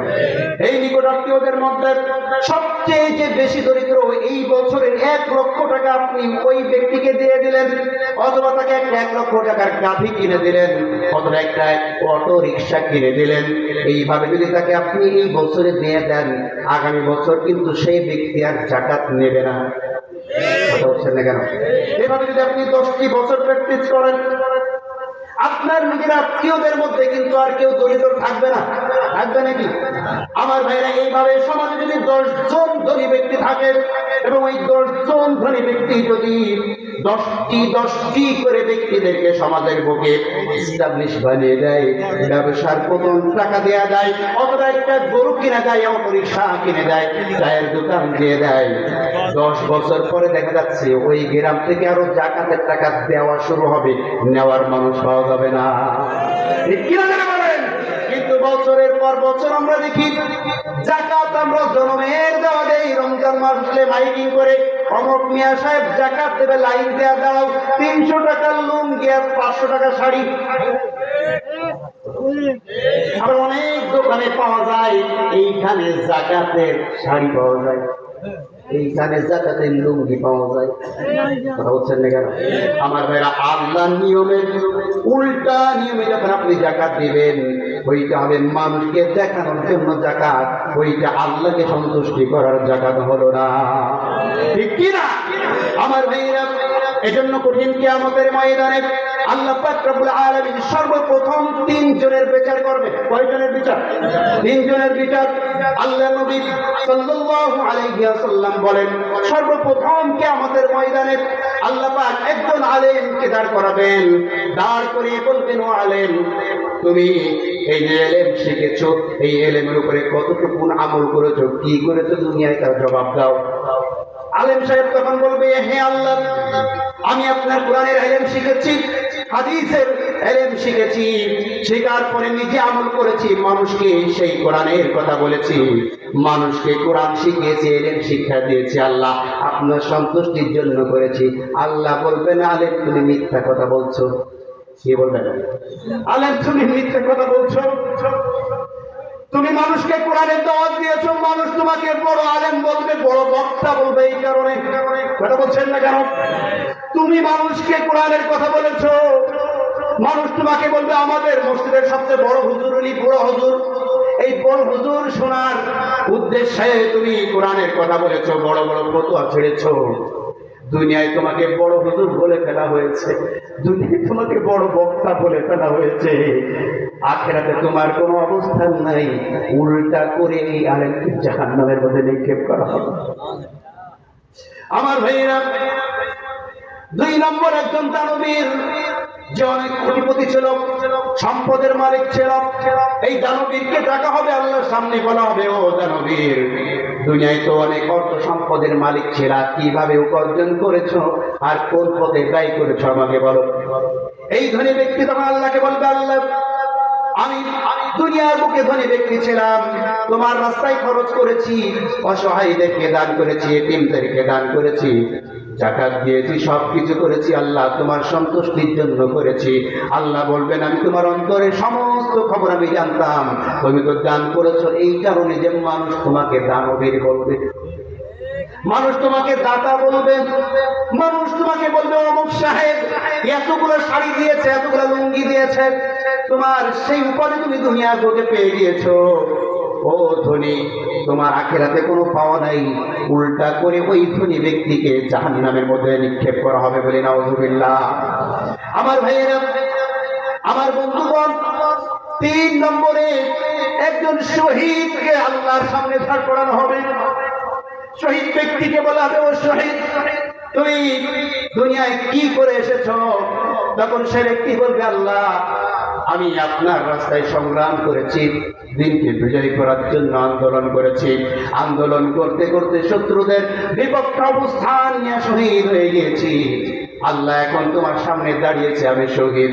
আল্লাহ বলবে, তোমার উদ্দেশ্য কি ছিল আমি খুব ভালো করে জানি, তুমি তো এই কারণে যুদ্ধের ময়দানে গিয়েছিলে যে মানুষ তোমাকে বীর পুরুষ বলবে, মানুষ তোমাকে বীর বিক্রম এই ধরনের খেতাব দিবে, মানুষ তোমাকে মুক্তিযোদ্ধা বলবে, মানুষ তোমাকে সৈনিক বলবে, মানুষ তোমাকে এই বলবে সেই বলবে।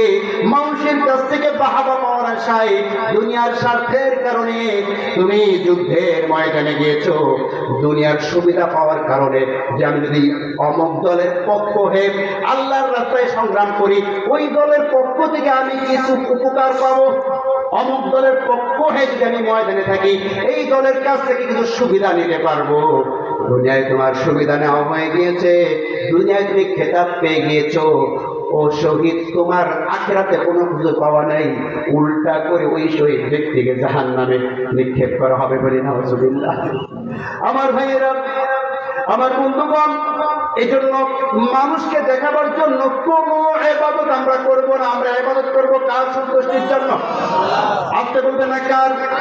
আল্লাহ নবী সাল্লাল্লাহু আলাইহি ওয়াসাল্লাম ইবাদতের একটা স্ট্রাকচার, একটা নমুনা আমাদেরকে দিয়েছেন।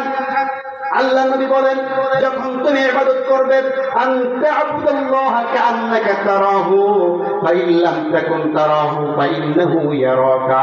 যখন তুমি ইবাদতে দাঁড়াবে, যে কোনো ধরনের ইবাদত করবে, নামাজ হোক, রোজা হোক, হজ হোক, যাকাত হোক, আল্লাহর রাস্তায় সংগ্রাম করা হোক, দান করা হোক, সদকা করা হোক, জিকির করা হোক, যাই হোক না কারণ আনতা আবুদাল্লাহ, যখন তুমি কোন ইবাদত করবে, কাআন্নাকা তারাহু, তুমি মনে মনে চিন্তা করবে তুমি নিজে আল্লাহকে দেখছো।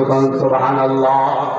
যদি এমন ঈমান তোমার পাকা না হয়, ঈমান যদি তোমার মজবুত না হয়, ফাইল্লাম তাকুন তারাহু, আল্লাহকে যদি তুমি দেখতে না পাও, ফাইন্নাহু ইয়ারাকা, অন্তত এতটুকু চিন্তা করবে যে আল্লাহ পাক রব্বুল আলামিন তোমাকে দেখতে পাচ্ছেন। সুবহানাল্লাহ। নামাজ পড়া যেমন ইবাদত, রোজা রাখা যেমন ইবাদত, হজ করা যেমন ইবাদত, ব্যবসা করাটাও তেমন ইবাদত। ঠিক না ধরে বলেন? আমরা যখন ব্যবসা করবো, ওজনে মানুষকে দিতে যাব, ওই সময় মনে মনে চিন্তা করব যে আমি যে ওজন করে মানুষকে মালামাল দিচ্ছি, আল্লাহ আমাকে দেখছেন। কথা বলছেন না কেন আমার ভাইয়েরা? এই জন্য যে কোনো ধরনের ইবাদত আমরা করব, এই ইবাদত হতে হবে কার উদ্দেশ্যে? আপনি বলবেন না কার উদ্দেশ্যে? আল্লাহর উদ্দেশ্যে ইবাদত করতে হবে। আপনি যদি আল্লাহর উদ্দেশ্যে যে কোনো কাজ করেন, ঘুমাইতে গেলেও ইবাদত হবে, ঘুম থেকে উঠলেও ইবাদত হবে, বাথরুমে প্রবেশ করবেন সেটাও ইবাদত হবে, জমি জমা লাগাবেন সেটাও ইবাদত হবে, ব্যবসা করবেন সেটাও ইবাদত হবে। ঠিক কিনা ধরে বলেন? ইসলামের মধ্যে সব কিছু ইবাদত। আপনি পান করবেন, অন্তত এক গ্লাস পানি পান করবেন, তার মধ্যে 5টা সুন্নাত আছে। কয়টা সুন্নাত? এক গ্লাস পানির মধ্যে 5টা সুন্নাত। শুনবেন? 1 নম্বর সুন্নাত, গ্লাসটা যখন ধরবেন তখন কোন হাত দিয়ে ধরতে হবে? ডান হাত দিয়ে ধরা সুন্নাত। কিন্তু আমাদের সমাজে অনেকে আছে বাম হাত দিয়ে গ্লাস ধরে। ধরে কি ধরে না? বাম হাত দিয়ে, বিশেষ করে চায়ের গ্লাস। কথা বলছে, বিশেষ করে চা যখন খায়, বাম হাতে নেয় চা, ডান হাতে নেয় বিড়ি। ডান হাতে বিড়ি, বাম হাতে চা নিয়ে ডান হাত দিয়ে টানে। এটা কি হালাল না হারাম? হারাম। হারাম টানিয়েছে কোন হাতে? ডান হাতে। আর চা হালাল না হারাম? হালাল। হারাম বানানোর জন্য নিয়েছে কোন হাতে? বাম হাতে। এটা নাকি স্টাইল। কি চাই? আপনি স্টাইল পালন করতে গিয়ে হারাম জিনিসটাকে হারাম মনে ফেলবেন। পানি পান করার সুন্নাত কোন হাত দিয়ে? ডান হাত দিয়ে। 1 নম্বর। 2 নম্বর, পানি পান করার সুন্নাত হচ্ছে এই পানিটা পান করার আগে বিসমিল্লাহ পড়তে হবে। কি পড়তে হবে? বিসমিল্লাহ পড়তে হবে। 3 নম্বর, পানি পান করার সুন্নাত হচ্ছে পানি পান করার আগে বসতে হবে। কি করতে হবে? বসতে হবে। 4 নম্বর, পানি পান করার সুন্নাত হচ্ছে 1 গ্লাস পানি 3 শ্বাস দিয়ে পান করতে হবে। কয় শ্বাসে? 3 শ্বাসে পান করতে হবে। আর 5 নম্বর সুন্নাত হচ্ছে পানি পান করা হয়ে গেলে আলহামদুলিল্লাহ পড়তে হবে। সুবহানাল্লাহ পড়েন। 1 গ্লাস পানির মধ্যেও 5টি সুন্নাত। পানি খেলেও বান্দার জন্য ইবাদত হয় যদি সুন্নাত পদ্ধতিতে ইবাদত করা হয়। ঠিক কিনা যারা বলেন? এজন্য আল্লাহ পাক রব্বুল আলামিন বলছেন 2 নম্বর বান্দার কোয়ালিটি হবে আল আবিদুন, তারা সর্ব অবস্থায় ইবাদত গুজার থাকবে। সুবহানাল্লাহ পড়েন। ঘুমাইতে গেলে পড়বেন আল্লাহুম্মা বিসমিকা আমুতু ওয়া আহইয়া, আপনার নাম নিয়ে ঘুমাইতে গেলাম, ঘুম থেকে উঠে আল্লাহর প্রশংসা করবেন আলহামদুলিল্লাহিল্লাযী আহইয়ানা। বাথরুমে প্রবেশ করবেন আল্লাহুম্মা ইন্নী আউযু বিকা মিনাল খুবস। বাথরুম থেকে বাইর হবেন গুফরানাকা। জমি চাষাবাদ শুরু করবেন বিসমিল্লাহ বলে, যা কাজ করবেন বিসমিল্লাহ বলে, ওটা ইবাদত হয়ে যাবে। ঠিক কিনা জোরে বলেন আমার ভাইয়েরা?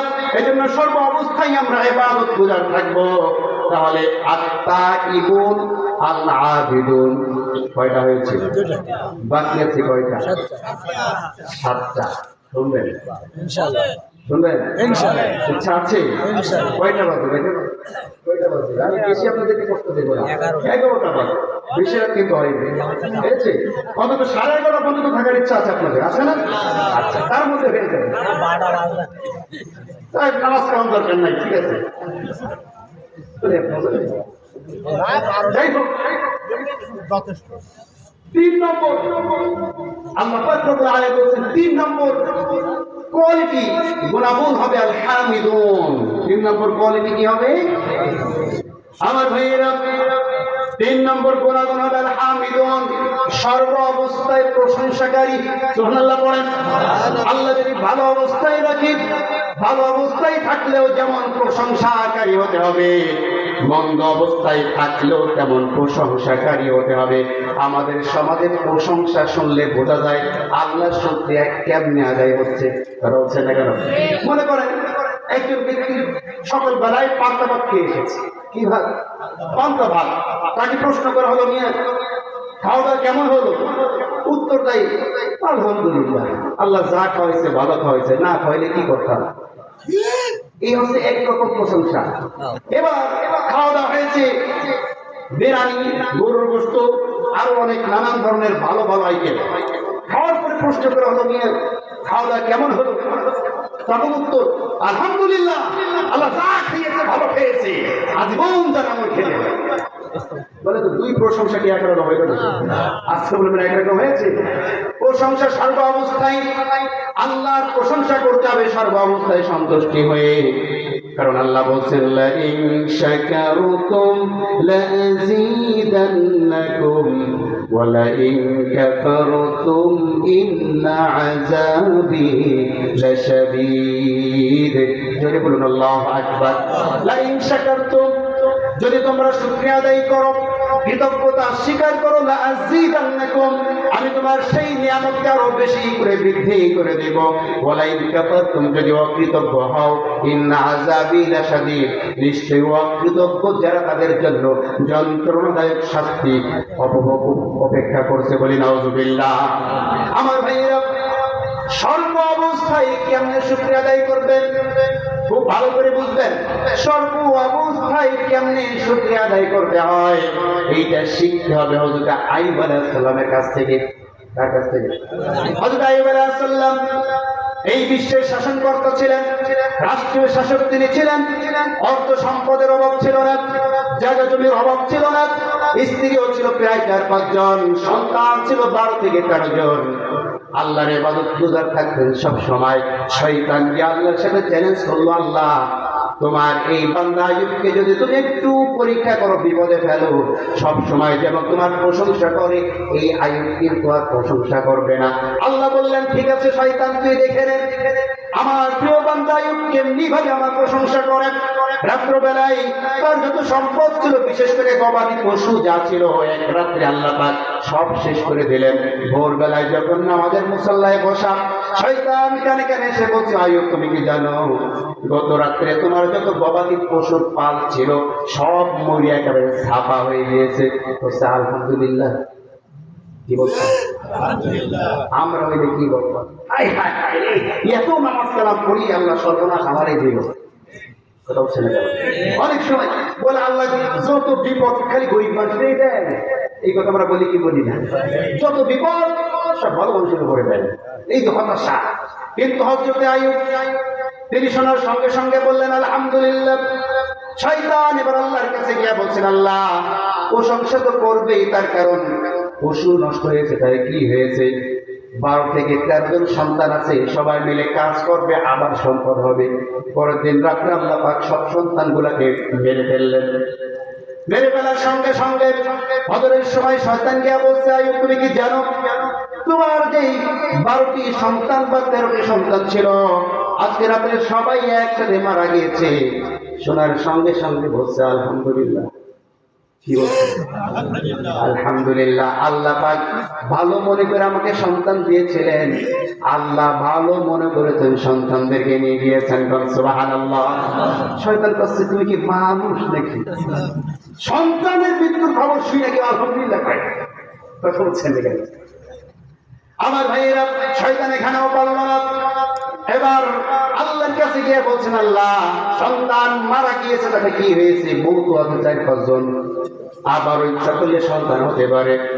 আল্লাহ পাক রব্বুল আলামিন বললেন, ঠিক আছে তুই কি চাস? বলছে সুস্থ শরীর, বউ আছে 4-5 জন, সন্তান আবার হবে। আল্লাহ বলছেন ঠিক আছে তুই একটু অপেক্ষা কর। এমন অসুস্থতা আইয়ুব আলাইহিস সালামকে আল্লাহ দিয়ে দিলেন। ওরা শরীরের মধ্যে পছন্দ হয়ে গেল, ভাইরাস ঢুকে গেল। এই পছন্দ করার কারণে শরীর যখন পোকা হয়ে গিয়েছে, শরীর থেকে দুর্গন্ধ বাহির হয়। স্ত্রী যেই কয়জন ছিল সকলে বাড়ি থেকে চলে গিয়েছে, একজন বাদে। একজন বাদে। যেই একজন ছিলেন তার নাম হচ্ছে রাহিমা। নাম কি? আমরা বাংলাদেশে বলি কাজের পিঠে রহিমা। কথা বলছেন না কেন? যে একটু ভালো কাজ টাজ করে তার নাম দিয়ে আমরা কি কাজের বেটি রহিমা। আসলে ওনার নাম কিন্তু রহিমা ছিল না, ওনার নাম একটা আছে, তাফসীরের মধ্যে আছে, আমার ওটা স্মরণ নেই। কিন্তু রাহিমা আল্লাহ তার খেতাব দিয়েছেন। রাহিমা শব্দের অর্থ হচ্ছে দয়ালু। সুবহানাল্লাহ বলেন। রাহিমা শব্দের অর্থ কি? যে দয়া করে তার স্বামীকে ছেড়ে যায় নাই, সেই মহিলাকে আল্লাহ সন্তুষ্ট হয়ে নাম রেখে দিয়েছেন রাহিমা। সুবহানাল্লাহ বলেন। আমার মা বোনেরা খুব ভালো করে বুঝবেন, স্বামী আপনার যেমনই হক না কেন, স্বামী যদি আপনার অনেক অর্থওয়ালা হয়, কোটিপতি হয়, এই স্বামীকে যেমন সম্মান করতে হবে, স্বামীর অর্থ সম্পদ কম থাকলেও ওই স্বামীকে সম্মান করতে হবে। স্বামী যদি শিক্ষিত হয় তারপরেও স্বামীকে সম্মান দিতে হবে। স্বামী যদি অশিক্ষিত হয় এরপরেও স্বামীকে সম্মান দিতে হবে। কিন্তু আমাদের সমাজের নারীরা স্বামীদেরকে মর্যাদা দিতে পারেন না। কথা বলছেন না কেন? স্বামীদেরকে কেমন মর্যাদা দিতে হবে খুব ভালো করে বুঝবেন। একটা হাদিস থেকে একটু আলোচনা করলেই বুঝতে পারবেন। আল্লাহ নবী সাল্লাল্লাহু আলাইহি ওয়াসাল্লাম তার কলিজার টুকরা কন্যা আম্মাজান ফাতিমাকে বিবাহ দিবেন। কাকে বিবাহ দিবেন? কথা বলছেন না কেন? আম্মাজান ফাতিমাকে বিবাহ দিবেন। পাত্রের জন্য অপেক্ষায় বসে আছেন ধনাঢ্য সাহাবায়ে কেরাম গিয়া আল্লাহ নবীকে অফার দিলেন, কারোর জন্য রাজি হলেন না। হযরত আলী দাঁড়িয়ে আছেন এক কোনায়, অন্যান্য সাহাবায়ে কেরাম গিয়া বলছেন, আলী তুমি গিয়ে একটু প্রস্তাব দাও। আলী বলছে, পাগলের মাথা খারাপ, আমার নেই কোনো বাড়ি, নেই কোনো ঘর, অর্থ সম্পদ তেমন কিছু নাই, আমাকে কেমনে আল্লাহ নবীর মেয়েকে বিবাহ দিবে? তিনি তো একজন বাদশার মেয়ে। সুবহানাল্লাহ পড়ে। একজন রাষ্ট্রনায়কের মেয়ে, আমার মতো গরিবের কাছে কেমনে দেবে? আমার ভাইয়েরা সাহাবায়ে কেরামের পর জোর করে যখন আলীকে পাঠালেন, পাঠানোর সঙ্গে সঙ্গে আল্লাহ নবী বললেন, আলী কেন এসেছো? আলী রাদিয়াল্লাহু তাআলা আনহু বলছেন, ইয়া রাসূলুল্লাহ এসেছি তো একটা উদ্দেশ্যে, কিন্তু বলতে ভয় পাই। কি বলছে? বলতে তো ভয় লাগে। কোনো ভয় নেই, বলো। ইয়া রাসূলুল্লাহ বুঝতেই তো পারছেন কি বিবাহ করবা। সুবহানাল্লাহ পড়ে। আলী বলছেন, দিলে তো করতে পারি।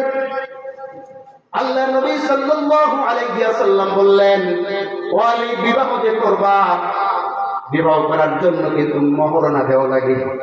কি দেওয়া লাগে? আমাদের তো মহরনা টরনা দেওয়া লাগে না? লাগে। আমরা তো বাসর রাত্রে বউটা নিয়ে এসে বলি মাফ করে দিই, মাফ করে দিই। তারা হচ্ছে না কেন? এই মাফ চাওয়ার পার্টি অনেকে আছে, আমিও আছি। আমার উপরেও জুলুম করা হয়েছে। আমার ভাইয়েরা, এই মাফ টাফ চাওয়া চাই, এটা ইসলামের বিধান না। ইসলামের বিধান হচ্ছে একজন যুবক, একজন পুরুষ যখন বিবাহ করবে, বিবাহের সময় তার যে সামর্থ্য আছে, সামর্থ্য অনুযায়ী তাকে মহর ধার্য করতে হবে, যাতে এটা পরিশোধ করা হয়। কথা কি বুঝতে পেরেছেন? কিন্তু আমাদের সমাজের মাপ চাওয়ার যে প্রথাটা আছে, এই প্রথার কারণে অনেক যুবকদেরকে ফাঁদে ফেলা হয়। কেমনে? এক একজন মেয়ের বাবা যদি মেয়ের একটু বড় লোক, একটু ধনাঢ্য হয়, আর মেয়ে যদি একটু রূপবতী হয়, চেহারা একটু ভালো হয়, 5 লাখ টাকা কাবিন করা লাগে। বলে হচ্ছে না কেন? কেন? উদ্দেশ্য কি? দেখে কত সুন্দর উদ্দেশ্য। উদ্দেশ্য হচ্ছে যদি ছেড়ে দিতে চাই 5 লাখ দেওয়া লাগে। তার মানে কি? এই মা, এই মেয়ের বাবা ওই মেয়ের সাথে প্রতারণা করেছে। বিয়ে দেওয়ার আগে ছাড়ার চিন্তা করা, এটা প্রতারণা কিনা? আসতে বলবে না প্রতারণা কিনা? মেয়ের বাবারা যারা আছেন, মেয়ের মা যারা আছেন, বিবাহ দেওয়ার জন্য এইভাবে কাবিন নামে এত বেশি লিখে কোনো লাভ নাই। মনে রাখবেন, কোন পুরুষ যদি, কোন ছেলে যদি, কোন যুবক যদি তার বউয়ের উপরে নারাজ হয়ে যায়, সেই যুবক প্রতিজ্ঞা করে দরকার আজীবন জেল খাটবো, অথবা জমি জমা সব বিক্রি করে দেবো, তোর মতো ডাইনিকে আমার ঘরে আমি আর রাখবো না। কথা বলে ঠিক? কাবিন নামা দিয়ে কখনো মেয়ের বিয়ে আটকে রাখা যায় না। মেয়ের বিবাহ আটকে রাখতে হলে তাকে অবলম্বন করেন আল্লাহকে সন্তুষ্টি করেন, রাসূলের পরামর্শ গ্রহণ করেন, রাসূলের নীতি অনুযায়ী মেয়েটাকে বিবাহ দেন, আপনার মেয়েটা শান্তিতে থাকবে। ঠিক কিনা জোরে বলেন? আমার ভাইয়েরা, আমার বন্ধুগণ, হযরত আলী রাদিয়াল্লাহু তাআলা আনহু তিনি যখন বললেন, ইয়া রাসূলুল্লাহ, মহরানা তো দেব, কিন্তু আমার তো তেমন কোনো সামর্থ্য নাই। আল্লাহ নবী বললেন, কি আছে বলো? ঢাল তরবারি ছাড়া কিছু নেই। আমার ভাইয়েরা, আল্লাহ নবী সাল্লাল্লাহু আলাইহি ওয়াসাল্লাম বলেন, ঢাল বিক্রি করে নিয়ে আসো, মহরানা যা হয় ঢাল বিক্রি করে ওটাই তুমি মহরানা দিবে। হযরত আলী রাদিয়াল্লাহু তাআলা ঢাল বিক্রি করার জন্য চলে গেলেন। প্রতিমধ্যে দেখা হলো হযরত উসমানের সাথে। তার সাথে হযরত উসমানের সাথে গিয়ে বলল, ভাই আলী, তুমি এত সকালবেলায় ঢাল নিয়ে বসে আছো কেন? বলছে, বিক্রি করব। কেন, কি হয়েছে? আমার তো বিবাহ ঠিক হয়েছে। কার সাথে? তোমার শালী ফাতেমার সাথে। শোনার সঙ্গে সঙ্গে আমরা কি করতাম? কি আমার শরীর বিয়ে তো আমি জানি না, জীবনে কোনোদিন আর ওই শ্বশুরবাড়িতে যাবো না। বলছেন এখানে আমাদের অবস্থা তো এরকম, ঠিক কিনা? কিন্তু হযরত ওসমান রাদিয়াল্লাহু আনহু, গল্প বলছি না হাদিস, আজকে বলবেন না গল্প না হাদিস। হযরত ওসমান রাদিয়াল্লাহু আনহু তিনি বললেন, আমার প্রিয় ভাই আলী, এটা তো সুসংবাদ, খুশির সংবাদ। ঢালটা আমাকে দাও, আমি ক্রয় করে নিলাম। এই নাও ঢালের টাকা। যখন হযরত আলী টাকা নিয়ে চলে যাচ্ছিলেন, পেছন থেকে ওসমান বলছেন, ও আলী ভাই দাঁড়াও, এই ঢালটি তোমার বিবাহের জন্য আমি উপহার স্বরূপ দিলাম। সুবহানাল্লাহ। আমার ভাইয়েরা, আমার বন্ধুগণ, খুব ভালো করে বুঝতে হবে, হযরত আলী যখন ঢাল সহ টাকা নিয়ে ফেরত আসলেন, আল্লাহ নবী বলছেন, আলী ফেরত আসলা টাকা নিয়ে, ঢালও দেখছি হাতে। ইয়া রাসূলুল্লাহ, বিক্রি করেছি ঢাল। কার কাছে? উসমানের কাছে। আল্লাহ নবী বলছেন, লোক আর খুঁজে পাবো না। উসমানরাই খুঁজে পেলাম। ঠিক আছে, বিবাহ দিয়ে দিলাম। বিবাহ দেওয়ার পরে আল্লাহ নবী তার কন্যা ফাতিমাকে বলছেন, ও ফাতিমা, এতদিন পর্যন্ত তুমি আমার ঘরের মধ্যে আমার মেয়ে হিসাবে ছেলে, কন্যা হিসাবে ছিলে। এখন তুমি চলে যাচ্ছ আলীর বাড়িতে। মনে রাখবা, আলীর বাড়ির মানুষ হচ্ছে তোমার আপন মানুষ। আলীর বিষয়ে কোনো প্রকার অভিযোগ যেন তোমার মুখ থেকে আমি না শুনি।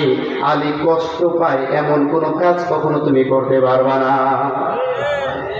আমরা হইলে মেয়েদেরকে কি এই পরামর্শ দেয় নাকি? এই পরামর্শ দেয়? বরঞ্চ মেয়েরা আরো শিখাই দেয়, তোরে কিন্তু ভাতের অভাবে দিয়ে দিই, যদি কোনো সমস্যা হয় তাহলে একদিন ফোন করবি, উদ্ধার করে দেবে। স্বাধীন 10 লাখ। এই তো বর্তমানে আমাদের অবস্থা, ঠিক কি না? আমার মেয়েরা, আল্লাহ নবী কত সুন্দর কথা বললেন, ও আমার কলিজার টুকরা ফাতেমা, তুমি স্বামীর খেদমত করবে, স্বামীর মনে কষ্ট দিবে না, স্বামীর বদনাম হয় এমন কোনো কাজ করবে না। চলে গেলেন আম্মাজান ফাতিমা। বেশ কিছুদিন পরে আল্লাহ নবী দেখা করতে গেলেন ফাতিমার সাথে। গিয়ে দেখলেন তিনি বসে বসে সালাত আদায় করে। মা বোনেরা খুব ভালো করে বোঝেন, স্বামীর সম্মান কেমন করে দিতে হয় একটু বোঝেন। আম্মাজান ফাতিমা বসে বসে সালাত আদায় করছেন। আল্লাহ নবী বললেন, ও ফাতিমা, তুমি তো যুবতী মহিলা, তুমি তো যুবতী মানুষ, কেন তুমি বসে বসে সালাত আদায় করলে? তুমি তো অসুস্থ নন। এবার আল্লাহ নবীর মেয়ে ফাতিমা বলছেন, আমার পিতা, আপনি শোনেন, আপনি যে আমাকে বিবাহের দিন ওসিয়ত করেছিলেন, এমন কোন কাজ যাতে আমি না করি যাতে আলীর বদনাম হয়। আমার স্বামী আলী একটু দরিদ্র মানুষ, তেমন কোন কাপড় চোপড় আমাকে দিতে পারে না। আমি যে কাপড় পরে সালাত আদায় করছিলাম, এই কাপড়ের পেছনে একটু পটি মারা আছে। কি মারা আছে? পেছনে পটি মারা আছে। আমি যদি আপনার সামনে দাঁড়িয়ে দাঁড়িয়ে সালাত আদায় করি, আপনার চোখে এই পটিটা ধরা পড়বে, আপনার মনটা খারাপ হয়ে যাবে।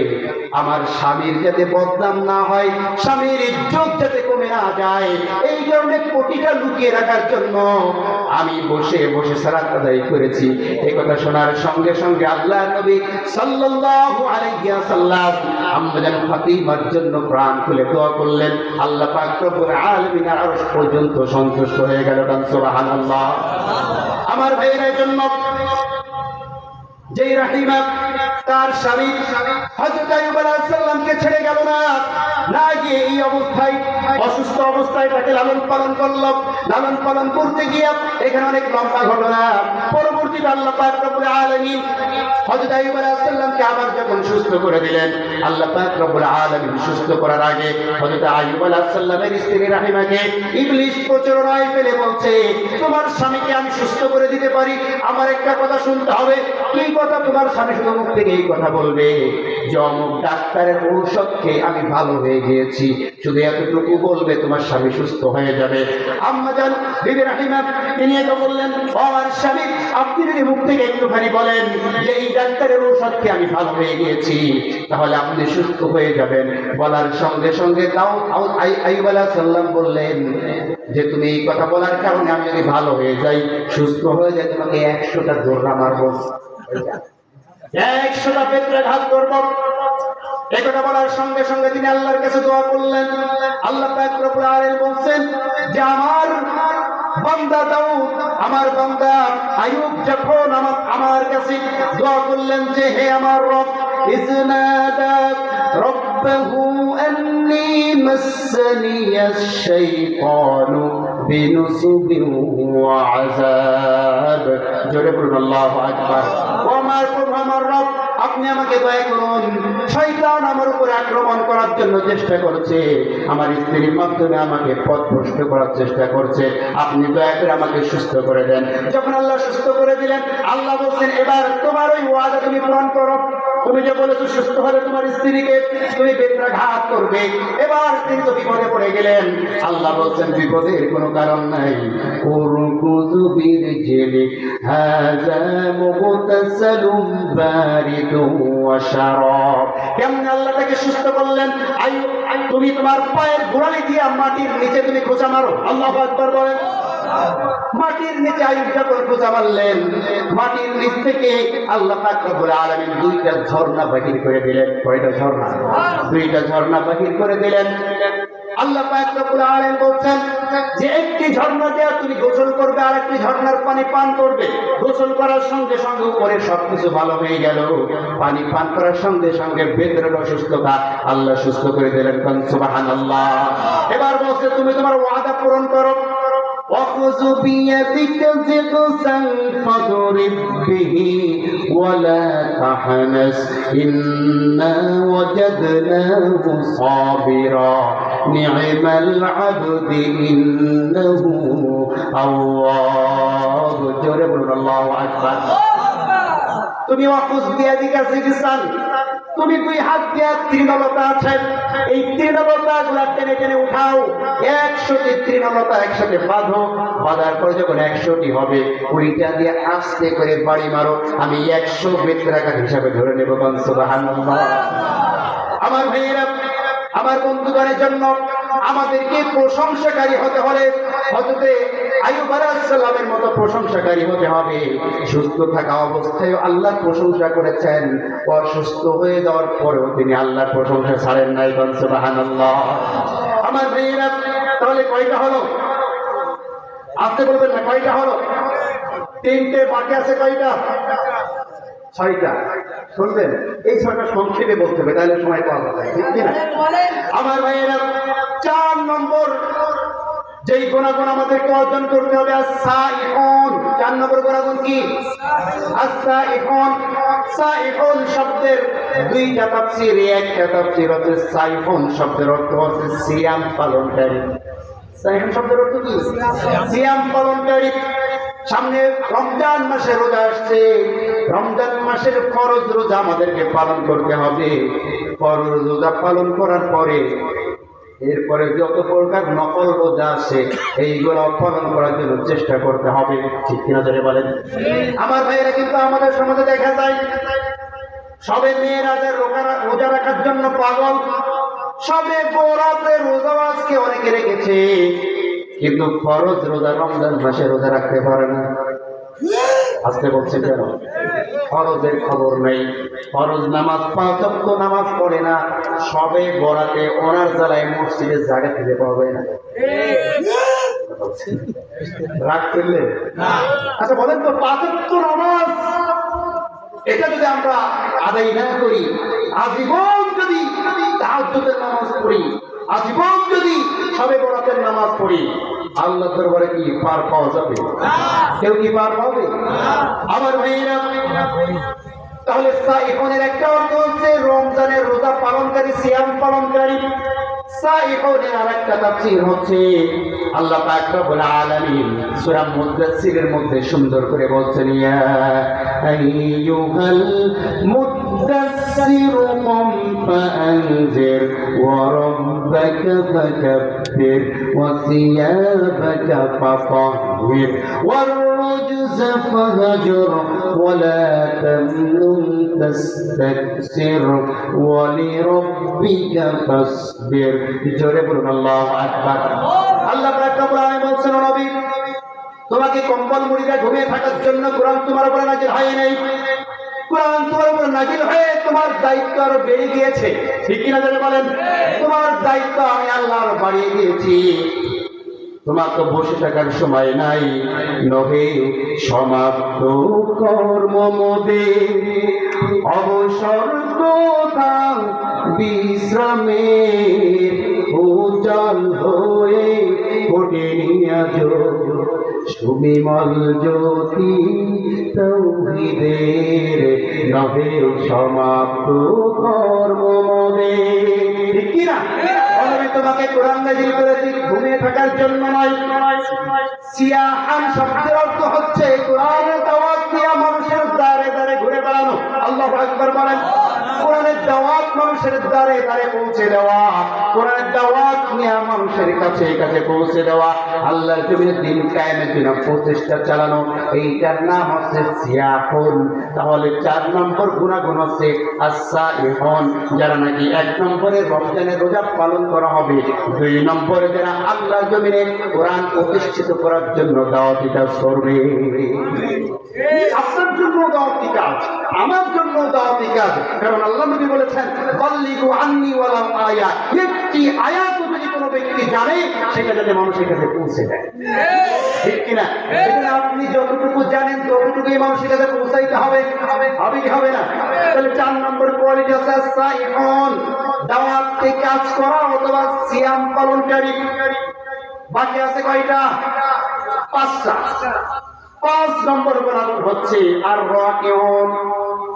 6 নম্বর গুণাগুণ হচ্ছে সাজিদুন, অথবা 5 নম্বর গুণাগুণকে এক কেন্দ্রিক করা নেওয়া হয়েছে রাকিউন সাজিদুন, রুকুকারীদের সাথে রুকু করা, সিজদাকারীদের সাথে সিজদা করা। সুবহানাল্লাহ। আমার ভাইরা, রুকুকারীদের সাথে রুকু করা, এখানে কিন্তু আল্লাহ পাক বহু বচন ব্যবহার করেছেন। কি বচন? বহু বচন। তার মানে রাকিউন, যারা নাকি একসাথে রুকু করে। একসাথে রুকু করতে গেলে সংঘবদ্ধ হয়ে জামাতে নামাজ আদায় করতে হবে। সাজিদুন, একসাথে সিজদা পালনকারী, একসাথে সিজদা দিতে গেলে জামাতের বিকল্প কিন্তু একসাথে সিজদা হয় না। ঠিক কি বলে? রাকিউন সাজিদুন শব্দের অর্থ হচ্ছে জামাতে সালাত আদায়কারী। সুবহানাল্লাহ বলেন। জামাতে সালাত আদায়কারী হতে হবে। কখনো কোনোভাবে জামাত ত্যাগ করা যাবে না। কঠিন কিয়ামতের ময়দানে সবচাইতে লাঞ্ছিত এবং অপমানিত হবে যে ব্যক্তি দুনিয়ার বুকে জামাতে নামাজ আদায় করে নেই। কি বলেন? আল্লাহ পাক রব্বুল আলামিন বলেন, ইয়াউমা ইউকশাফু আন সাকিন ওয়া ইউদআউনা ইলাস সুজুদি ফালা ইয়াস্তাতিউন খাশিআতান আবসারুহুম ترهقهم ذلة وقد كانوا يدعون إلى السجود وهم سالمون. جرب الله أكبر. يوم يكشف عن ساق, কিয়ামতের ময়দান যখন কায়েম হয়ে যাবে, সকলের মাথা নত থাকবে। ওই দাউনা ইলা সুজুদ, ওই সময় আল্লাহ বলবেন তোমরা আল্লাহর নামে সিজদা করো। পৃথিবীতে পাঠানোর আগেও সিজদা ছিল, পৃথিবী থেকে যাওয়ার পরেও সিজদা আছে। পৃথিবীতে পাঠানোর আগে সিজদা ছিল না? আল্লাহ পাক রব্বুল আলামিন সমস্ত ফেরেশতাকুলকে ডেকে বলছেন উসজুদু লিআদম, সিজদা করো আদমকে। পৃথিবীতে পাঠানোর আগে সিজদা, এরপরে পৃথিবী থেকে যাওয়ার পর আল্লাহ বলবেন তাসাজাদু, তোমরা আনসাকি ওয়াইদাউনা ইলা সুজুদ, তোমরা সকলেই সিজদায় চলে যাও। যারা নাকি দুনিয়ার বুকে নামাজ আদায় করে নাই, জামাতে উপস্থিত হয় নাই, তারা সেজদা দিতে পারবে না। পারবে? সেজদা দিতে পারবে না। সমস্ত বান্দা যখন সেজদায় চলে যাবে, বেনামাজি সোজা হয়ে দাঁড়িয়ে থাকবে। আল্লাহ বলছেন খাশিআতান আবসারুহুম, অপমানে লাঞ্ছনার কারণে দৃষ্টিটা নত হয়ে যাবে। তার হাকুহুম জিল্লাহ, তার উপরে লানত, অভিশাপ নেমে আসবে। আমার ভাইয়েরা, এজন্য নামাজ আমাদেরকে আদায় করতে হবে জামাতের সঙ্গে।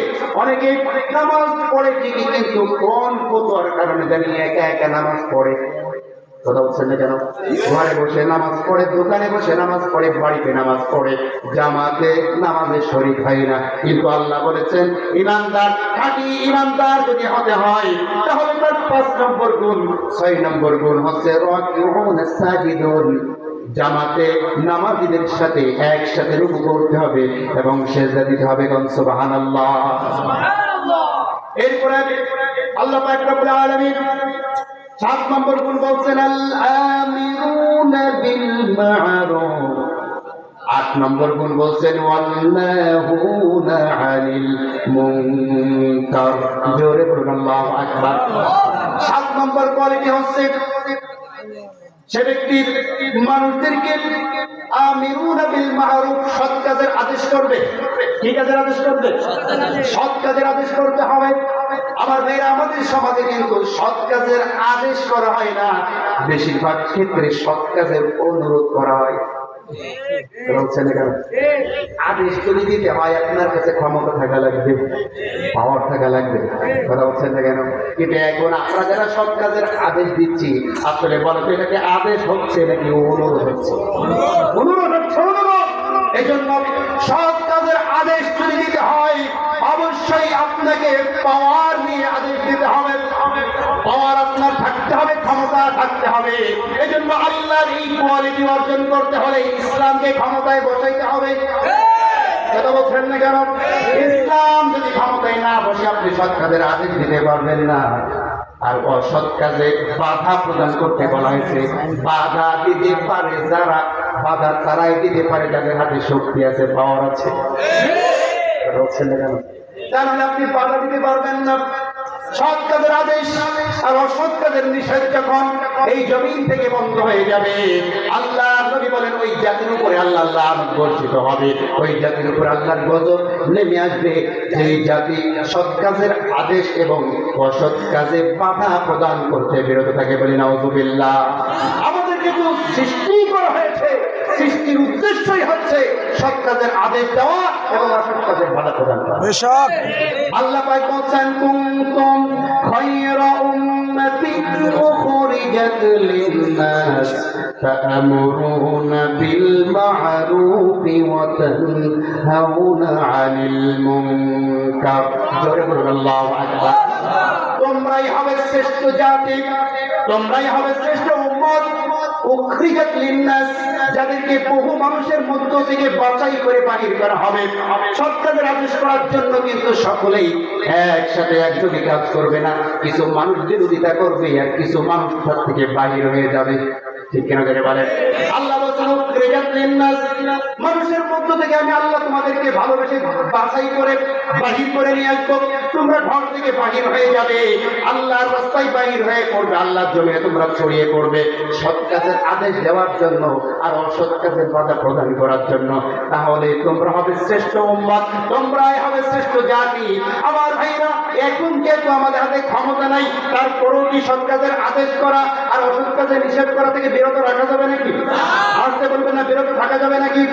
সৎ কাজের আদেশের এটাও একটা আদেশের মধ্যে পরিগণিত হবে যে মানুষকে সৎ লোকের শাসন আর আল্লাহর জমিনে আল্লাহর কোরআনের আইন প্রতিষ্ঠিত করার জন্য প্রচেষ্টা চালাইতে হবে। আমার ভাইয়েরা, কিন্তু আমরা অনেক সময় দেখি আমরা ভয়ে সৎ কাজের আদেশ করতে পারি না, চাকরি যাওয়ার ভয়ে আমরা সৎ কাজের আদেশ করতে পারি না, অন্যায়ের বিরুদ্ধে প্রতিবাদ করতে পারি না চাকরি ছোটার ভয়ে। অনেক মসজিদের ইমাম সাহেবগণ আছেন 10 বছর যাবৎ মসজিদে ইমামতি করে, সভাপতি সুদ খায়, জীবনও সভাপতির বিরুদ্ধে অর্থাৎ সুদের বিরুদ্ধে মসজিদে কোনো ওয়াজ করে না। সুদের বিরুদ্ধে ওয়াজ করলে সভাপতি নারাজ হয়ে যাবে, বেপরদার বিরুদ্ধে ওয়াজ করলে সেক্রেটারি নারাজ হবে, কারণ সেক্রেটারির বাড়ির মেয়েরা এবং বউরা কেউ পর্দা করে না। কথা বলছেন না কেন? অনেক মসজিদের 5 ওয়াক্ত নামাজি, 5 ওয়াক্ত মুসল্লি, মেয়েরা বড় বড় হয়ে গিয়েছে, বউ আর মেয়েরা একসাথে পুকুরে গোসল করে 1 মাইল দূর থেকে ভিজা কাপড়ে হাঁটতে হাঁটতে ত্যাগ করতে করতে বাড়িতে আসে। ইমাম সাহেবের চোখে পড়ে কোনোদিন বিরোধিতা করে না। অথচ এই স্ত্রীদেরকে, এই কন্যাদেরকে পর্দায় রাখা এবং পর্দায় রাখার জন্য ইমামের দায়িত্ব ছিল, আলেমের দায়িত্ব ছিল ওই সেক্রেটারিকে বোঝানো। কথা বলছেন না কেন? ওই সেক্রেটারিকে কোরআনের এই আয়াতগুলো বলা, ওয়াকরুনা ফি বুয়ুতিকুন্না ওয়ালা তাবাররাজনা তাবাররুজাল জাহিলিয়াতিল উলা ওয়া আকিমনাস সালাতা ওয়া আতিনাজ যাকাতা ওয়া আতি'নাল্লাহা ওয়া রাসূলাহ। জোরে বলুন আল্লাহু আকবার। ওয়াকরুনা ফি বুয়ুতিকুন্না, ওনারই সমাজে তোমরা শোনো, আল্লাহর বিধান, এটা আল্লাহর বিধান, এটা আল্লাহর বিধান।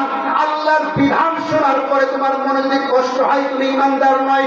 আল্লাহর বিধান শোনার পরে তোমার মনে যদি এই প্রশ্ন জাগে যে এটা পর্ব নাই, তোমার ইমান নাই। আল্লাহর বিধান শোনার পরে যদি তোমার মনে এই প্রশ্ন জাগে মহিলাদেরকে কেন ঘরে আবদ্ধ থাকতে হবে, আল্লাহর কসম করে বলছি তোমার ইমান নাই। আল্লাহ বলেছেন ওয়াকরনা ফি বুয়ুতিকুন্না, ওনারই সমাজ তোমার জন্য সবচাইতে উত্তম, সবচাইতে সেফ জায়গা, সবচাইতে নিরাপদ স্থান হচ্ছে মেয়ে হিসাবে বাবার ঘর আর স্ত্রী হিসাবে স্বামীর ঘর। কথা বলেন ঠিক কিনা আমার ভাইয়েরা? কিন্তু আমরা মনে করি আমাদের জন্য সেফ জায়গা হচ্ছে জাদুঘর। আমরা মনে করি আমাদের জন্য সেফ জায়গা হচ্ছে কলেজের হোস্টেল, যেখানে শত মেয়েদেরকে ধর্ষণ করার রেকর্ড আছে। আমরা মনে করি আমাদের মেয়েদের নিরাপত্তা হচ্ছে পানি সারা দিতে পার। আমাদের সমাজে আমরা মনে করি মেয়েদের নিরাপত্তা হচ্ছে স্কুলের মধ্যে সেজে গুজে নাচতে নাচতে পিকনিকে যাওয়া। কথা বলছেন না কেন? অনেক নামাজি বাবা আছে, 5 ওয়াক্ত নামাজ পড়ে, এরপরও মেয়েটাকে সাজিয়ে গুজিয়ে পিকনিকে পাঠায়। আমার ভাইরা, আমার বন্ধুরা, শুধু তাই নয়, বর্তমান সময়ে স্বাধীনতার নামে স্কুলে যে অনুষ্ঠানগুলো হচ্ছে, যে আচার আলোচনাগুলো হচ্ছে, এই স্কুলের মধ্যে এরা স্বাধীনতার নামে নিজেদের মেয়েদেরকে সাজিয়ে গুজে স্টেজে উঠায় দেয়। মেয়ে ড্যাং ড্যাং করে নাচে, হাজার হাজার যুবক, হাজার হাজার শ্রোতা ওই মেয়ের সৌন্দর্য দেখে হাত তালি দেয়। নির্লজ্জ বাবাও বসে বসে হাত তালি দেয়, সারেরাও দেয়। কথা বলছেন না কেন? স্যারও নাচে, ছাত্রীও নাচে। এটা তোমার জন্য নিরাপত্তার জায়গা নয়। ও নারী, তুমি যখন যুবতী হয়ে যাবে, তুমি যখন সাবালিকা হয়ে যাবে, সাবালিকা হওয়ার সঙ্গে সঙ্গে যারা বাবা আছেন তাদের উচিত ওই সাবালিকা মেয়েকে পর্দার মধ্যে রাখা। যারা বড় ভাই আছেন তাদের জন্য উচিত ছোট বোনকে পর্দার মধ্যে রাখা। যারা নাকি স্বামী আছেন তাদের জন্য উচিত স্ত্রী একটা নিয়ে এসে তাকে পর্দার মধ্যে রাখা। যতদিন পর্যন্ত আল্লাহর এই বিধান আপনার পছন্দ হবে না, আল্লাহর কসম করে বলছি ইমানদারের খাতায় আপনার নামটা উঠতে পারে না। আমাদের সমাজে এমন বলে যে সবসময় তো বোরকা পরে স্কুলে যায়, পিকনিকের দিন বোরকা না পরে কি হবে? আর এই পিকনিকে যখন বোরকা না পরে এরপরে ওই যে পিকনিকে যায়, পিকনিকের গাড়ির মধ্যে যখন ওই যে ছোট একটা বক্স বাজে যখন নাচতে নাচতে যায়, বটাকে ছেলে পেলে তখন মোটরসাইকেল নিয়ে ওদের পিছনে লাগে। আমার একটা ভিডিও কিছুদিন আগে ভাইরাল হয়েছে। আমি যাচ্ছিলাম সিরাজগঞ্জে মাহফিল, কথা কি বুঝতে পারছেন? সিরাজগঞ্জে যাওয়ার পথে 12 বাজার ওই রোডে একটা পিকনিকের গাড়ি এমন যাচ্ছে। এই পিকনিকের গাড়ির মধ্যে স্কুলের মেয়েরাও আছে, ছেলেরাও আছে। সমস্ত মেয়েরা সুন্দর করে সেজে গুজে ওই ড্যান্স দিচ্ছে আর লাফাচ্ছে। 3 বকাকে এই অবস্থা দেখে ওরা লোক সামলাতে পারে না। কথা বুঝলেন নাই? পালসার মোটরসাইকেল নিয়ে ওই গাড়ির পিছনে পিছনে ভাগ হয়ে গেছে। ওদের নাচেরা দেখছে, আবার পিছন থেকে ব্যাক সাউন্ড করছে। এবার স্কুলের ছেলে পেলেদের তো মন মেজাজ একটু গরম। অন্য ছেলেরা যখন এসে দেখছে বাইরে থেকে তিনজন যুবক মোটর সাইকেলে তাদেরকে ফাউন্ড টক করে, ব্যাক সাউন্ড করছে, ওরা কি জানি প্রতিবাদ করেছে। এদের ব্যাগের মধ্যে লোহা দিয়ে বানানো শ্রেণীর মতো কি যেন আসলো, এইগুলা বাইরে থেকে গাড়ি ব্যাগ দিয়েছে। বুঝতে পেরেছেন? গাড়ি থামিয়ে গাড়ির ড্রাইভার হেল্পারদের মারবে অথবা যা কিছু একটা করবে। আমি পিছন থেকে নেমে মোবাইল চিন্তা করলাম যে এদের যদি দমাইতে হয় আগে ভিডিও চালু করতে হয়। মোবাইলে ভিডিও চালু করে আমি তাদের সামনে ধরে বলছি এই দেখেন সন্ত্রাসী, এইগুলা এদের মানে যে কোনো কায়দায় হোক আমি ওদেরকে সেভ করার চেষ্টা করেছি। আলহামদুলিল্লাহ ওরা আর সামনে আগায় নাই, ওরা পরে আস্তে করে মোটর সাইকেল নিয়ে পাঠিয়েছে। এজন্য মেয়েদেরকে যখন আপনি এইভাবে সাজিয়ে গুজিয়ে পাঠিয়ে দিবেন, আপনার মেয়ের কিন্তু কোনো নিরাপত্তা থাকবে না। বেশক বুঝতে পেরেছেন? সাজিয়ে গুজিয়ে বিয়ে করতে আপনার মেয়েকে হোস্টেলে পাঠাবেন। আপনি যদি খোঁজ নিয়ে দেখেন আপনার মেয়ে কয় নম্বর হোস্টেলে থাকে, রাত কয়টার সময় হোস্টেল থেকে বাইর হয় আর রাত কয়টায় হোস্টেলে ঢোকে, একটু খোঁজ নিয়ে দেখেন। কথা কি বুঝতে পেরেছেন? আমার মেয়েকে এই জন্য আল্লাহর হুকুম যেইখানে থাকবে সেইখানে শান্তি, আল্লাহর হুকুম যেইখানে নাই সেইখানেই অশান্তি। আল্লাহ বলছেন অকর্ণা ফি বুয়ুতিকুন্না ওয়ালা তাবাররুজনা তাবাররুজাল জাহিলিয়াতিল উলা।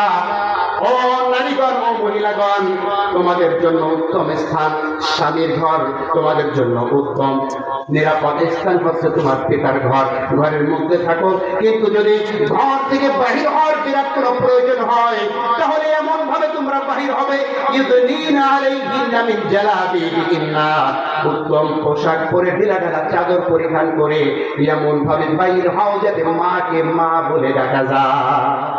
ঠিক কি না? বিপিএল খেলা হয়েছে, আপনারা দেখেছেন। বিপিএল খেলার ফাইনাল খেলায় বরিশাল জিতে যাওয়ার পরে বরিশালের সাপোর্টার এক মহিলা, এক বেহাইয়া নারী, তার একটু উপযুক্ত সন্তান পাশে দাঁড়িয়ে আছে। ওই সন্তানের সঙ্গে এমন ব্রেক ড্যান্স দিয়েছে, অন্য ক্যামেরা সব খেলোয়াড়দের বাদ দিয়া ওই মহিলা থেকে ক্যামেরা ধরেছে। কথা বুঝেনি? ওই মহিলা থেকে যখন ক্যামেরা ধরেছে, ওই সন্তানটা বয়স মনে হয় 15 থেকে 16 বছর হবে, বারবার মাকে মানে বিরক্ত বোধ করে বলছে, এই মা তুমি কি করছো, এই মা তুমি কি করছো, থামো। তার মানে ওই সন্তানের সামনে মার উচিত ছিল সন্তানকে শিষ্টাচার শিক্ষা দেওয়া, কিন্তু এখন উল্টো হয়ে সন্তান মার এই অবস্থা দেখে সহ্য না করতে পেরে সন্তান নিজে ওই মাকে বেহায়া মহিলাকে বলছে, তুমি এগুলো কি করছো, করছো বলেন তো, এই মহিলার কোনো নিরাপত্তা আছে? আসতে বলবে না নিরাপত্তা আছে? 2 দিন পরে যখন কেউ তার উপরে লালায়িত হয়ে তাকে ধর্ষণ করবে, এইবার এসে ইসলামী কায়দা বলবে ওর ফাঁসি চাই। এর আগে ইসলামী কথা বলছেন না কেন? এর আগে ইসলাম পালন করতে ভালো লাগে না, কিন্তু যখনই কোনো অকারেন্স ঘটে, যখনই কারো বোনকে ধর্ষণ করা হয়, ভাই এসে মিডিয়ার সামনে বলে ধর্ষকের ফাঁসি চাই। যখনই কারো মেয়েকে ধর্ষণ করা হয়, বাবা এসে মেয়ের জন্য বলে ধর্ষকের ফাঁসি চাই। কিন্তু তার আগে ইসলাম নেই, তার আগে যা পারে তাই করুক। ডোন্ট মাইন্ড ফ্যামিলি, হুজুররা খালি আমাদেরকে ব্যাক ডেটে পিছনে নিয়ে যায়, সামনে আগাতে যায়। ঠিক কিনা ছেলে বলে? এই জন্য সব কাজের আদেশ আপনাকে করতে হবে। কে খুশি হলো আর কে বেজার হলো এটা দেখার দরকার নাই। বলেন, হবে আলেম হয়ে ইমাম সেজে সমাজেতে, পারো যদি সত্য কথা উচ্চস্বরে না বলিতে। কি হবে আলেম হয়ে ইমাম সেজে সমাজেতে, পারো যদি সত্য কথা উচ্চস্বরে না বলিতে। চাকরির ভাই করো যদি, ছেড়ে দাও ওই না গদি। চাকরির ভাই করো যদি, ছেড়ে দাও ওই না গদি। কি হবে ধোঁকা দিয়ে আল্লাহকে, কি হবে বেঁচে থেকে অযথা বিদ্যা শিখে যদি না গড়তে পারি শোষণবিহীন সমাজটাকে। ঠিক কিনা আমার ভাইয়েরা? তাহলে আমাদের 8 নম্বর গুণ হচ্ছে সৎ কাজের আদেশ করতে হবে আর অসৎ কাজের নিষেধ করতে হবে। 9 নম্বর এবং শেষ গুণ হচ্ছে হাফিজুনা লিহুদুদিল্লাহ, আল্লাহর যে সীমারেখা আছে, আল্লাহর যে শরিয়ত আছে, এই শরিয়তের বাইরে আমাদের কোনো কাজ করা যাবে না। আল্লাহ শরিয়তের বাইরে কোনো কাজ আমরা করবো না। যেইখানে দেখবো এই কাজের মধ্যে শরিয়ত নেই, শরিয়ত আমার বিপক্ষে, এই কাজের সাথে আমরা নাই। ঠিক আছে বলেন ইনশাআল্লাহ। আমার ভাইয়েরা, আমার বন্ধুগণ, এই 9টা কোয়ালিটি যদি আমরা অবলম্বন করতে পারি, এই 9টা গুণ যদি আমরা নিজেদের সাথে ধারণ করতে পারি। 1 নম্বর তাইবুন, 1 নম্বর কি? তাইবুন, তওবাকারী। যখন ভুল হবে তখন তওবা করতে হবে। 2 নম্বর ইবাদত করতে হবে। 3 নম্বর প্রশংসাকারী হতে হবে। 4 নম্বর রোজা পালনকারী হতে হবে। কোরআনের দায়ী হতে হবে। 5 নম্বর রুকুকারীদের সাথে রুকু করতে হবে, সেজদাকারীদের সাথে সেজদা করতে হবে, অর্থাৎ 5 ওয়াক্ত নামাজ জামাতে পড়তে হবে। 6 নম্বর সৎ কাজের আদেশ করতে হবে। 7 নম্বর অসৎ কাজের বাধা প্রদান করতে হবে। আর রাকাউনা সাজিদুনকে আলাদা করে 8 নম্বর করা হয়েছে। 9 নম্বর শেষ কোয়ালিটি হচ্ছে আল্লাহর জমিনে আল্লাহর শরীয়তের বিধান পালন করতে হবে। শরীয়তের বাইরে আমাদের কোনো কাজ করা যাবে না। এই 9টি কোয়ালিটি, 9টি গুণ যদি আমরা অর্জন করতে পারি, আমাদের জান এবং মাল আল্লাহ ত্যাগ করে নেবেন। এরপর আল্লাহ পাক সুসংবাদ প্রদান করে বলছেন, ওয়াবাশশিরিল মুমিনিন। জোরে বলুন আল্লাহু আকবার। এই 9টা কোয়ালিটি যাদের মধ্যে অর্জন করতে পারবে তারাই হবে সুসংবাদ প্রাপ্ত বান্দাগণ। সুবহানাল্লাহ। আপনারা